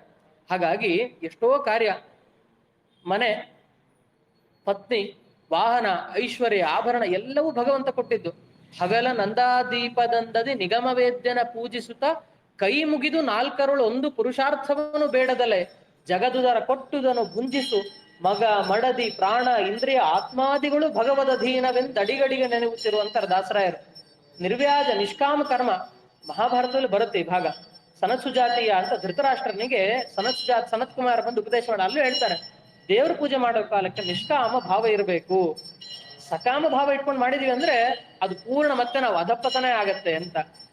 ಹಾಗಾದ್ರೆ ದೇವ್ರಿಗೆ ನಾವು ಪಂಚಾಮೃತ ಅಭಿಷೇಕ ಎಲ್ಲ ಮಾಡಿಸ್ತೀವಿ, ರಾಯರಿಗೆ ಪಂಚಾಮೃತ ಮಾಡಿಸ್ತೀವಿ, ಕೃಷ್ಣನಿಗೆ ಬೆಣ್ಣೆ ಅಲಂಕಾರ ಮಾಡ್ತೀವಿ, ಇಷ್ಟೆಲ್ಲ ಮಾಡ್ತೀವಿ, ನೈವೇದ್ಯ ಮಾಡಿಸ್ತೀವಿ, ಮತ್ತೊಂದು ಮಾಡ್ತೀವಿ. ಇದರಿಂದ ಏನ್ ದೇವ್ರಿಗೆ ಉಪಯೋಗ? ದೇವ್ರಿಗೆ ಸ್ವೀಕಾರ ಮಾಡ್ತಾನ? ಇಡೀ ಜಗತ್ತನ್ನ ರಕ್ಷಣೆ ಮಾಡೋ ಭಗವಂತನಿಗೆ 2 ಬಾಳೆಹಣ್ಣು ಸಾಕಾಗತ್ತಾ ಅಂತ ಕೇಳ್ತಾರೆ. ನಮಗೆ ಬಹಳ ಹಸವಾದ ಒಂದು 12 ಬಾಳೆಹಣ್ಣು ಕೊಟ್ಟರೆ ಒಂದು ತಕ್ಕ ಮಟ್ಟಿಗೆ ಹೊಟ್ಟೆ ತುಂಬತ್ತೆ. ತಕ್ಕ ಮಟ್ಟಿಗೆ ಇಷ್ಟು ಹಣ್ಣು ಕೊಟ್ಟರು ಅಂತ ಆದ್ರೆ ಸಮಾಧಾನ ಆಗುತ್ತೆ ಮೈಗೆ. ಅಂತ ಅದ್ರಲ್ಲಿ ಇಡೀ ಜಗತ್ತನ್ನ ರಕ್ಷಣೆ ಮಾಡೋ ಭಗವಂತನಿಗೆ 2 ಬಾಳೆಹಣ್ಣು ಏನು ಇಲ್ಲ. ನಮ್ಮ ಉತ್ತರ ಕರ್ನಾಟಕ ಕಡೆ ಬಂದ್ರೆ ಬರೀ ಪುಟಾಣಿ ಸಕ್ಕರೆ ಇಟ್ಟಿರ್ತಾರೆ ಸಣ್ಣ ಬಟ್ಲಲ್ಲಿ. ಕೃಷ್ಣಾರ ಅಮೃತೋಪಹಾರ ಮಹಾನೈವೇದ್ಯ ನಿವೇದನೆ ಅಂತಿರ್ತಾರೆ. ಮತ್ತೆ ಹೇಳೋದೊಂದು ಇಟ್ಟಿದ್ವೊಂದಲ್ಲಿ ದೇವರಿಗೆ ತಗೊಳ್ತಾನೆ ದೇವ್ರು. ವಿದ್ಯಾಮಾನ ತೀರ್ಥರು ಹೇಳ್ತಾ ಇದ್ರಿ ಈ ವಿಷಯ. ನಾವ್ ಇಷ್ಟಿಡ್ತೀವಿ, ದೇವ್ರ ಅದನ್ನ ತಗೊಳ್ತಾನ. ಯಾಕೆ ತಗೊಳ್ತಾನೆ ಅಂತಂದ್ರೆ ಉಪಕಾರ ಸ್ಮರಣೆ ಅಂತ ನೋಡ್ತಾನಂತ ಸ್ವಾಮಿ. ನಾವೇನು ಇಷ್ಟೆಲ್ಲ ಅಂಗ ಕೊಟ್ಟಿದ್ದಾನೆ ದೇವ್ರು, ಇಷ್ಟೆಲ್ಲ ಅಂಗಗಳು ಕೊಟ್ಟಾಗ ಎಷ್ಟರ ಮಟ್ಟಿಗೆ ಸಾರ್ಥಕ ಮಾಡ್ಕೊಳ್ತೀವಿ ನಾವು. ಶ್ರೀಪಾದರಾಯರು ಹೇಳ್ತಾರೆ, ಸ್ವಾಮಿ ಇಷ್ಟೆಲ್ಲ ಅಂಗ ಕೊಟ್ಟಿದ್ದಿ, ಸರಿಯಾದ ಸಾಧನೆ ಆಗ್ತಾ ಇಲ್ಲ. ಏನ ಪೇಳಲಿ ದೇವ ನಾ ಮಾಡಿದ ಕರ್ಮ ನಾನಾ ವಿಚಿತ್ರವೈ ಶ್ರೀನಿವಾಸ, ಹೀನ ಜನರೊಳಗಾಟ ಶ್ವಾನಾದಿಗಳ ಕೂಟ, ಜ್ಞಾನವಂತನ ಮಾಡೋ ಜಾನಕಿ ರಮಣ, ಉತ್ತಮರ ಸಂಗ ಎನಗಿತ್ತು ಸಲಹೋ, ಚಿತ್ತಜಾ ಜನಕ ಸರ್ವೋತ್ತಮ ಮುಕುಂದ, ಉತ್ತಮರ ಸಂಗ. ಒಳ್ಳೆಯವ್ರ ಸಂಘ ಕೊಡು ಸ್ವಾಮಿ. ಇಂಥ ಸಾಧನ ಶರೀರ ಅಂತ ಕೊಟ್ಟಾಗ ಯಾರ್ಯಾರ್ದೋ ಹೀನ ಜನರೊಳಗಾಟ ಶ್ವಾನಾದಿಗಳ ಕೂಟ, ಅಂಥವ್ರ ಸಂಘ ಮಾಡ್ತೀವಿ. ಅಂಥವ್ರ ಸಂಘ ಮಾಡಿ ಬರೀ ಅಂಥ ವಿಷಯದಲ್ಲೇ ಮನಸ್ಸು ಹೋಗ್ಬಿಡ್ತದೆ. ನಾಲಿಗೆ ನಿನ್ನ ಕೊಂಡಾಡಲಿ ಎನ್ನ ತೋಳು ಕರಂಗಳು ಮುಗಿಯಲಿ ಹರಿಯೇ, ಕಾಲು ತೀರ್ಥಯಾತ್ರೆಗೆ ಹೋಗಲಿ ಮನ, ಬಲುಪಿನಿಂದಲಿ ನಿನ್ನ ಸ್ಮರಿಸಲಿ ಹರಿಯೇ, ನಾನಿನಗೇನು ಬೇಡುವುದಿಲ್ಲ. ಇಷ್ಟೆಲ್ಲ ಅಂಗಗಳು ಕೊಟ್ಟಿದ್ದಾನೆ, ಅದನ್ನ ಸಾರ್ಥಕ ಮಾಡ್ಕೊಳ್ಬೇಕು. ಸಾರ್ಥಕ ಮಾಡ್ಕೊಂಡಾಗ ಇದ್ರ ಕೃತಜ್ಞತೆ, ಸ್ವಾಮಿ ಇಷ್ಟೆಲ್ಲ ಅನುಗ್ರಹ ಮಾಡಿದ್ಯಲ್ಲ, ನೀನ್ ಕೊಟ್ಟಿದ್ದನ್ನ ಅರ್ಪಣೆ ಮಾಡ್ತಾ ಇದ್ದೀನಿ, ಈ ನನ್ನ ಕೈಲಾದಷ್ಟು ಇಷ್ಟು ಮಾಡ್ತಾ ಇದ್ದೀನಿ ಅಂತ ಅನ್ಕೊಂಡು 2 ಬಾಳೆಹಣ್ಣು ಪುಟಾಣಿ ಸಕ್ಕರೆನೇ ಇಡ್ರಿ, ಬೇಡ 1 ಲೋಟ ನೀರಿಟ್ಟು ಅಮೃತೋಪಹಾರ ಮಹಾನೈವೇದ್ಯಂ ನಿವೇದಯ, ಅದು ಶ್ಲೋಕ ಹೇಳ್ಬೇಕು. ಸೌವರ್ಣೆ, ದೊಡ್ಡ ಬಂಗಾರ ತಟ್ಟೆ, ಶ್ಲೋಕ ಮಾತ್ರ ಇದೆ, ನಾವೇನ್ ಬಂಗಾರ ತಟ್ಟೆಲಿ ಮಾಡೋದಿಲ್ಲ. ದೊಡ್ಡ ಬಂಗಾರ ತಟ್ಟೆ, ನಾನಾ ವಿಧವಾದ ಗೋಘೃತಾಕ್ತಾನ್ ಸುಪಕ್ವಾನ್, ತುಪ್ಪದ ಒಳ್ಳೆ ಹಸುವಿನ ತುಪ್ಪದಿಂದ ಮಾಡಿದ ನೈವೇದ್ಯ ಅಂತೆಲ್ಲ ಭರ್ಜರಿ ಶ್ಲೋಕ ಹೇಳಿ ಅನುಸಂಧಾನ ಮಾಡಿದ್ರೆ ಸಾಕಂತೆ ಸ್ವಾಮಿ ಅದನ್ನು ಸ್ವೀಕಾರ ಮಾಡ್ತಾನೆ. ಯಾಕೆ? ನಾನು ಈ ಜೀವನಿಗೆ ಇಂಥ ಅಂಗಾಂಗಗಳು, ಇಂಥ ಸಾಧನ ಶರೀರ ಕೊಟ್ಟಿದ್ದು ಅದನ್ನ ಸ್ಮರಣೆ ಮಾಡ್ಕೊಂಡು ನೀನ್ ಕೊಟ್ಟಿದೆಯಲ್ಲ ಸ್ವಾಮಿ ಅಂತ ಉಪಕಾರ ಸ್ಮರಣೆ ಇದೆಯಲ್ಲ, ಅದಕ್ಕೆ ಅನುಗ್ರಹ ಮಾಡ್ತೀನಿ ಅಂತಾನೆ ದೇವ್ರು. ನಾವ್ ಯಾವ್ದೋ ಅಭಿಷೇಕ ಮಾಡಿಸಿದ್ವಿ, ಮತ್ತೊಂದು ಮಾಡಿಸಿದೀವಿ ಅಂತಂದ್ರೆ ಅದರಿಂದ ನಾವು ಮಾಡಿಸ್ತಾ ಇದ್ದೀವಿ ಅಂತ ಬಂತು ಅಂದ್ರೆ ಮತ್ತೆ ಬಿದ್ದು ಹೋಗ್ತೀವಿ. ಇಲ್ಲ ನೀನ್ ಕೊಟ್ಟಿದ್ದು ನಿನಗೆ ಅರ್ಪಣೆ ಮಾಡ್ತಾ ಇದ್ದೀವಿ, ನೀನ್ ದೊಡ್ಡ ಕಾರುಣ್ಯ ನಿಂದು ಅಂತ ಅನ್ಕೊಂಡು ಈ ಸೇವೆ ಮಾಡಿಸಿದ್ವಿ ಅಂದ್ರೆ ಶತಶಃ ದೇವರ ಅನುಗ್ರಹ ಮಾಡ್ತಾನೆ. ಮಾಡೋ ಕಾರ್ಯದ ಹಿಂದೆ ಇಂಥ ಭಾವ ಇರಬೇಕು ಅಂತ. ಹಾಗಾಗಿ ಆ ಯಶೋದೆ ಹಿಡಿಲಿಕ್ಕೆ ಹೋಗ್ತಾ ಇದ್ದಾಳೆ ಕೃಷ್ಣನ್ನ, ಹೋದಾಗ ಸಿಗ್ಲಿಲ್ಲ. ಹಿಡಿದು ಬಿಡ್ತೀನಿ ಅಂತ ಹೋದಾಗ ಸಿಗ್ಲಿಲ್ಲ. ಕೃಷ್ಣ ಎಷ್ಟು ಸುಸ್ತು ಮಾಡಿಸ್ತೀಯಲ್ಲೋ ಅಂತ ಅನ್ಕೊಂಡ್ಲು, ಸಿಕ್ಕ ಕೂಡ್ಲೆ ಕಟ್ಲಿಕ್ ಬಂದ್ಲು. ಕಟ್ಲಿಕ್ ಹೋಗೋಣ ಅಂದ್ರೆ ಅದು ಆಗ್ತಾ ಇಲ್ಲ. ಯದಾಸಿ ತದಪಿನ್ಯೂನಂ, ಯಾವ್ದಿತ್ತು ಮತ್ತೆ 2 ಅಂಗುಲ ಕಮ್ಮಿ ಆಗ್ತಿದೆ. ಅಯ್ಯೋ ಸಿಗಾಕೊಳ್ಳಲ್ಲ ಅಂತ ಕೂಡ್ಲೆ ಕೃಷ್ಣ ಅನ್ಕೊಂಡ, ಇನ್ ಬಿಟ್ರೆ ಅಮ್ಮ ಸುಸ್ತಾಗಿ ಬಿದ್ದ್ಬಿಡ್ತಾಳೆ, ಅಮ್ಮನಿಗೆ ಮತ್ತೆ ನಾವೇ ಕೆಲಸ ಮಾಡ್ಬೇಕಾಗತ್ತೆ ಅಂತ ಅನ್ಕೊಂಡಂತ ಕೃಷ್ಣ. ಎಷ್ಟೋ ಸಲ ಮನೆಯಲ್ಲಿ ಕೆಲಸ ಮಾಡೋ ಅಮ್ಮನೇ ಸುಸ್ತಾಗಿ ಕೂತ್ಲು ಅಂದ್ರೆ ಮಕ್ಕಳ ಹೈರಾಣ ಬಿಡ್ತಾ, ಅಯ್ಯೋ ನಮ್ಮ ಅಮ್ಮನಿಗೆ ಆರಾಮಿಲ್ಲ ಅಂತಂದ್ರೆ ಎಂತ ಕೃಷ್ಣ ಅನ್ಕೊಂಡ ಸಿಗ್ಬಿದ್ ಬಿಡೋಣ ಅಂತ ಸಿಗ್ಬಿದ್ದ. ಅವಾಗ ಹಗ್ಗ ತಗೊಂಡ್ ಕಟ್ಟಿಲು, ದಾಮೋದರ ಅಂತ ದೇವ್ರಿಗೆ ಹೆಸರು. ದಾಮ ಅಂದ್ರೆ ಹಗ್ಗ, ಉದರ ಹೊಟ್ಟೆಯಲ್ಲಿ ಕಟ್ಕೊಂಡವನು. ದಾಮ ಅಂದ್ರೆ ಇನ್ನೊಂದು ಅರ್ಥ ಇದೆ. ದಾಮರು ಅಂದ್ರೆ ಜ್ಞಾನಿಗಳು ಅಂತ ಅರ್ಥ. ಶಮೋ ಮನ್ನಿಷ್ಠತಾ ಬುದ್ಧೇರ್ ದಮ ಇಂದ್ರಿಯ ನಿಗ್ರಹ ಅಂತ ಶಾಸ್ತ್ರದ ಮಾತು. ಇಂದ್ರಿಯ ನಿಗ್ರಹ ಯಾರಲ್ಲಿರುತ್ತೋ ಅಂದ್ರೆ ಎಲ್ಲ ಇಂದ್ರಿಯಗಳು ದೇವರಿಗೆ ಅರ್ಪಿತ ಅಂತ ಯಾರ ಭಾವ ಇರುತ್ತಲ್ಲ ಅವರೆಲ್ಲ ಭಗವಂತನ ಭಕ್ತರು. ಅಂಥವ್ರನ್ನ ದೇವರು ಹೊಟ್ಟೆಯಲ್ಲಿ ಇಟ್ಕೊಳ್ತಾನೆ. ತತ್ವನಿರ್ಣಯ ಅಂತ ಒಂದು ಗ್ರಂಥ, ಅದರ ಮಂಗಲಾಚರಣೆಯಲ್ಲಿ ಟೀಕಾರಾಯರು ಹೇಳ್ತಾರೆ, ವಿಶ್ವಸ್ಯೋದಯ ಮಾತನೋತಿ ತದನು ತ್ರಾಣಂ ವಿಧತ್ತೆ ಪುನಃ ಸೌಖ್ಯಾಪ್ತೀತರ ಹಾನಿ ಸಾಧನಮಲಂ ಭಕ್ತಿ ಶ್ರುತಿರ್ ವ್ಯಂಜಯನ್ ಸ್ವಾಪಂ ಪ್ರಾಪಯತಿ ಶ್ರಮಾಪಹೃತಯೇ ಕಲ್ಪಾವಸಾನೇಚಯ ತಂ ದೇವಂ ಪಿತರಂ ಪತಿಂ ಗುರುತಮಂ ವಂದೇ ರಮಾವಲ್ಲಭಂ. ಟೀಕಾರಾಯರು ಹೇಳ್ತಾರೆ, ಭಗವಂತ ನನಗೆ ತಂದೆಯೂ ಹೌದು, ತಾಯಿಯೂ ಹೌದು, ಗುರುವೂ ಹೌದು, ಎಲ್ಲನೂ ಅವನೇ. ತ್ವಮೇವ ಮಾತಾಚ ಪಿತಾಚ ಹೇಳ್ತೀವಲ್ಲ ಅದೇ. ಯಾಕೆ ತಂದೆ ತಾಯಿ ಭಗವಂತ ತಾಯಿ ಇದ್ದಾಗ ಯಾಕೆ ಅಂತಂದ್ರೆ ಅದನ್ನ ಹೇಳ್ತಾರೆ. ಮಗು ಗರ್ಭಕ್ಕೆ ಬಂದಾಗ ತಾಯಿ ರಕ್ಷಣೆ ಮಾಡ್ತಾಳೆ. 9 ತಿಂಗಳಾದ ಕೂಡಲೇ ಮಗುವನ್ನ ಹಡಿತಾಳೆ. ಹಡಿದ ಕೂಡಲೇ ಮಗು ಹೊರಗೆ ಬಂತು ಕೂಡಲೇ ತನ್ನ ಕೆಲಸ ಆಯ್ತು ಅಂತ ಮಗುನ್ ಬಿಡೋದಿಲ್ಲ. ಮತ್ತೆ ಅದಕ್ಕೆ ಹೊಟ್ಟೆಗೆ ಒಳ್ಳೆ ಪೌಷ್ಟಿಕವಾದ ಆಹಾರ ಹಾಕಿ ಒಳ್ಳೆ ಶಕ್ತಿಯನ್ನು ತುಂಬಿಸ್ತಾಳೆ. ತದನು ತ್ರಾಣಂ ವಿಧತ್ತೆ, ಶಕ್ತಿಯನ್ನು ತುಂಬಿಸಿ ಆಮೇಲೆ ಮಗು ಎಲ್ಲ ಹೊರಗೆ ಆಟಾಡ್ಲಿಕ್ಕೆ ಹೋಗುತ್ತೆ. ಅದಾದ್ಮೇಲೆ ಬರುತ್ತೆ, ಸುಸ್ತಾಗಿ ಬಂದಾಗ ಮತ್ತೆ ತೊಡೆ ಮೇಲೆ ಹಾಕೊಂಡು ಮಲಗಿಸ್ಬಿಡ್ತಾಳೆ ತಾಯಿ. ದೇವ್ರ ಕಾರಣನೇ ಇಂಥದ್ದೇ ಅಂತ ಹೇಳ್ತಾರೆ. ದೇವರಲ್ಲಿ ತಾಯಿಯನ್ನು ಹೇಗೆ ಕಾಣಬೇಕು? ಭಗವಂತ ಜಗತ್ತನ್ನ ಸೃಷ್ಟಿ ಮಾಡ್ತಾನೆ, ಜೀವರನ್ನ ಸೃಷ್ಟಿ ಮಾಡ್ತಾನೆ. ಅದಾದ್ಮೇಲೆ ಅವ್ರಿಗೆ ಶಕ್ತಿ ಕೊಡ್ತಾನೆ ದೇವ್ರು. ಶಕ್ತಿ ಕೊಟ್ಟಾಗ ನಾವೆಲ್ಲ ಜೀವರು ಬಂದ್ವಿ, ಸಂಸಾರದಲ್ಲಿದ್ವಿ, ತಾಪತ್ರಯದಲ್ಲಿದ್ವಿ. ಇಷ್ಟೆಲ್ಲ ತಾಪತ್ರಯ ಜಂಜಾಟ, ಎಲ್ರು ಸುಖವಾಗಿರ್ತಾರೆ ಅಂತ ನಾವು ದೇವ್ರ ಹತ್ರ ಹೋಗಿ ಸುಖ ಕೊಡು ಅಂತ ಕೇಳ್ಬಾರ್ದಂತ. ಏನ್ ಕೇಳ್ಬೇಕು ದೇವ್ರ ಹತ್ರ? ನೆಮ್ಮದಿ ಕೊಡು ಅಂತ ಕೇಳ್ಬೇಕು ಭಗವಂತನ ಹತ್ರ. ಯಾಕೆ ನೋಡ್ರಿ, ಸುಖ ಕೊಡ್ತಾನೆ ಅಂತ ಅನ್ಕೊಳ್ರಿ. ಸುಖ ಬಂದಾಗ್ಲೂ ನಮ್ಗೆ ದುಃಖನೇ ಇರುತ್ತೆ. ಯಾವಾಗ ಈ ಸುಖ ಮುಗ್ದೋಗುತ್ತೆ ಅಂತಾನೆ ಚಿಂತೆಯಲ್ಲಿ ಇರ್ತೀವಿ. ಇವತ್ತು ಸಂತೋಷ, ಅಯ್ಯೋ ಇವತ್ತು ನಾಳೆ ಆಗೋದೊಳಗೆ ಭಾನುವಾರ ಮುಗ್ದು ಹೋಗುತ್ತಾ, ಸೋಮವಾರ ಅಂತಾನೆ ಭಾನುವಾರ ಕಳಿತೀವಿ ನಾವು. ಯಾವಾಗ ಭಾನುವಾರ ಬರುತ್ತೆ ಅಂತ ಭಾನುವಾರ ಕಾಯ್ತೀವಿ. ಭಾನುವಾರ ಬಂದಾಗ್ಲೂ ದುಃಖದಲ್ಲಿ ಇವತ್ತು ಮುಗ್ದು ಹೋಗುತ್ತಲ್ಲ. ಹಾಗಾಗಿ ಸುಖ ನಮಗೆ ಬೇಕಾಗಿಲ್ಲ, ನೆಮ್ಮದಿ ಕೊಡು ಸಾಕು, ತೃಪ್ತಿಯಾಗಿ ಬಾಳುವಂತಹ ಭಾಗ್ಯವನ್ನು ಕೊಡು ಸಾಕು. ದೇವ್ರ ಹತ್ರ ಅದನ್ನು ಕೇಳ್ಬೇಕಂತೆ. ಹಾಗಾಗಿ ಈ ಸಂಸಾರಕ್ಕೆ ಹಾಕ್ತಾನೆ, ಎಲ್ಲ ಕಡೆ ಜಂಜಾಟದಲ್ಲಿ ಬಳಲ್ತೀವಿ. ದೇವ್ರಿಗೆ ಅನ್ಸುತ್ತೆ ಸಾಕು, ನನ್ನ ಮಕ್ಕಳು ಬಹಳ ಸುಸ್ತಾಗಿದ್ದಾರೆ, ಹೈರಾಣ ಆಗೋಗಿದೆ, ಮತ್ತೆ ಅವ್ರನ್ನ ಮಲಗಿಸೋಣ ಅಂತ ಇಡೀ ಜಗತ್ತನ್ನ ಆಪೋಷಣ ತಗೊಳ್ತಾನ ಸ್ವಾಮಿ. ಈ ಜಗತ್ತನ್ನ ಸಂಹಾರ ಮಾಡೋದಿದೆಯಲ್ಲ ಅದು ಕೆಟ್ಟ ಕಾರ್ಯ ಅಲ್ಲ. ಸಂಹಾರ, ಮೃತ್ಯು ಅನ್ನೋದು ಕೂಡ ಅದೊಂದು ಜೀವನಿಗೆ ಬಿಡುಗಡೆ ಆಗುವ ಮಾರ್ಗ ಅಂತ. ಇಷ್ಟೆಲ್ಲ ದುಃಖದಿಂದ ತಾಪತ್ರಯಗಳನ್ನು ಬಿಡುಗಡೆ ಆಗ್ತದೆ. ಆಮೇಲೆ ಮಾಡ್ಲಿಲ್ಲ, ಮತ್ತೆ ತನ್ನ ಹೊಟ್ಟೆಯಲ್ಲೇ ಇಟ್ಕೊಂಡ ಭಗವಂತ. ಸ್ವಾಪಂ ಪ್ರಾಪಯತಿ ಶ್ರಮ ಅಪಹೃತಯೇ, ಎಲ್ಲ ಆಯಾಸ ಪರಿಹಾರ ಆಗ್ಲಿ ಅಂತ ಗರ್ಭದಲ್ಲಿ ಇಟ್ಕೊಂಡ, ಮಲಗಿಸಿದ ಸ್ವಾಮಿ. ಹೀಗೆ ತನ್ನ ಮಕ್ಕಳನ್ನ ಹೇಗೆ ಹಡದ ತಾಯಿ ನೋಡ್ಕೊಳ್ತಾಳು, ಇಡೀ ಜೀವರೆಲ್ಲ ಅವನ ಮಕ್ಕಳು. ಅಂಥ ಎಲ್ಲ ಜೀವರನ್ನ, ಸಾತ್ವಿಕರನ್ನ ತನ್ನ ಹೊಟ್ಟೆಯಲ್ಲಿ ಇಟ್ಕೊಂಡು ರಕ್ಷಣೆ ಮಾಡ್ತಾನಲ್ಲ, ಅದು ದೇವರ ದೊಡ್ಡ ಕಾರುಣ್ಯ. ಅಂಥ ಜೀವರಿಗೆ ದಾಮರು ಅಂತ ಹೆಸರು. ಭಗವಂತನಲ್ಲಿ ನಿಷ್ಠವಾದ ಬುದ್ಧಿ ಇರತಕ್ಕಂಥವ್ರು, ಅಂಥವ್ರನ್ನ ಹೊಟ್ಟೆಯಲ್ಲಿ ಇಟ್ಕೊಳ್ತಾನೆ. ಹಾಗಾಗಿ ಅವನಿಗೆ ದಾಮೋದರ ಅಂತ ಹೆಸರು.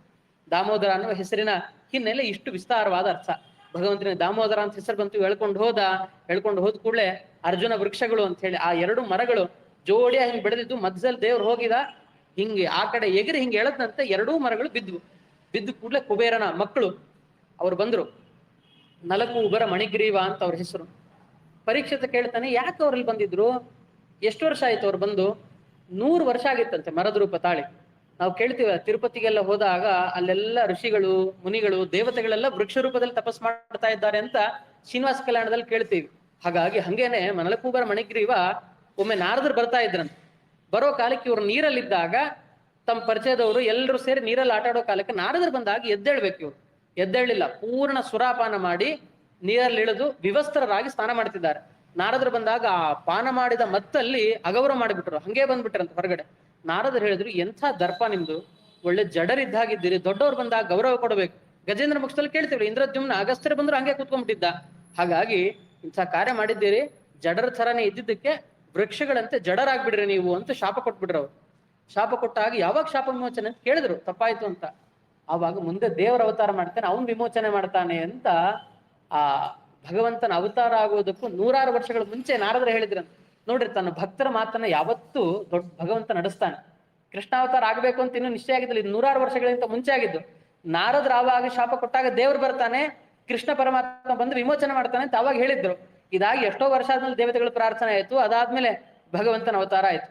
ಇದನ್ನ ಹೇಳ್ತಾರ ಅವರು, ಸ್ವಾಮಿ ವಾಣಿ ಗುಣಾನುಕಥನೆ. ಈ ಶ್ರೀಪಾದರಾಯ ನೆನ್ಸ್ಕೊಂಡ್ವಲ್ಲ ಮಾತು, ನಾಲಿಗೆ ಇರೋದು ನಿನ್ನ ಕೊಂಡಾಡ್ಲಿಕ್ಕೆ, ಕೈಗಳಿರೋದು ನಿನ್ನ ಮುಗಿಲಿಕ್ಕೆ, ಜೋರಾಗಿ 2 ಕೈ ಎತ್ತಿ ಮುಗಿಬೇಕಂತ ದೇವರಿಗೆ, ಕಾಲುಗಳಿರೋದು ತೀರ್ಥಯಾತ್ರೆಗೆ ಹೋಗ್ಲಿಕ್ಕೆ. ಹಾಗಾಗಿ ಇಷ್ಟೆಲ್ಲ ಅಂಗಾಂಗಗಳನ್ನ ಕೊಟ್ಟಿರೋದು ನಿನ್ನ ಕಾರುಣ್ಯ, ನಮಗೆ ನಮ್ಮ ಭಾಗ್ಯ ಅಂತ ನಾವು ಚಿಂತನೆ ಮಾಡ್ತೀವಿ. ನಮ್ಮ ಶಾಪ ವಿಮೋಚನೆ ಆಯ್ತು, ನಿನ್ನ ಅನುಗ್ರಹ ಇರಲಿ ಅಂತ ಆ ನಲಕೂಬರ ಮಣಿಗಿರಿವರು ಭಗವಂತನ ಹತ್ರ ತಾವು ಪ್ರಾರ್ಥನೆ ಮಾಡಿ ಮತ್ತೆ ತಮ್ಮ ಲೋಕಕ್ಕೆ ಹೊರಟರು ಅನ್ನೋಲ್ಲಿಗೆ ಇವತ್ತಿನ ಶ್ರೀಮದ್ ಭಾಗವತದ ಕೃಷ್ಣ ಕಥೆಯ ಚಿಂತನೆಯನ್ನು ಮುಗಿಸ್ತಾ ಇದ್ದೇನೆ. ಶ್ರೀ ಕೃಷ್ಣಾರ್ಪಣಮಸ್ತು. ಮಧ್ವೇ ಶಾರ್ಪಣ.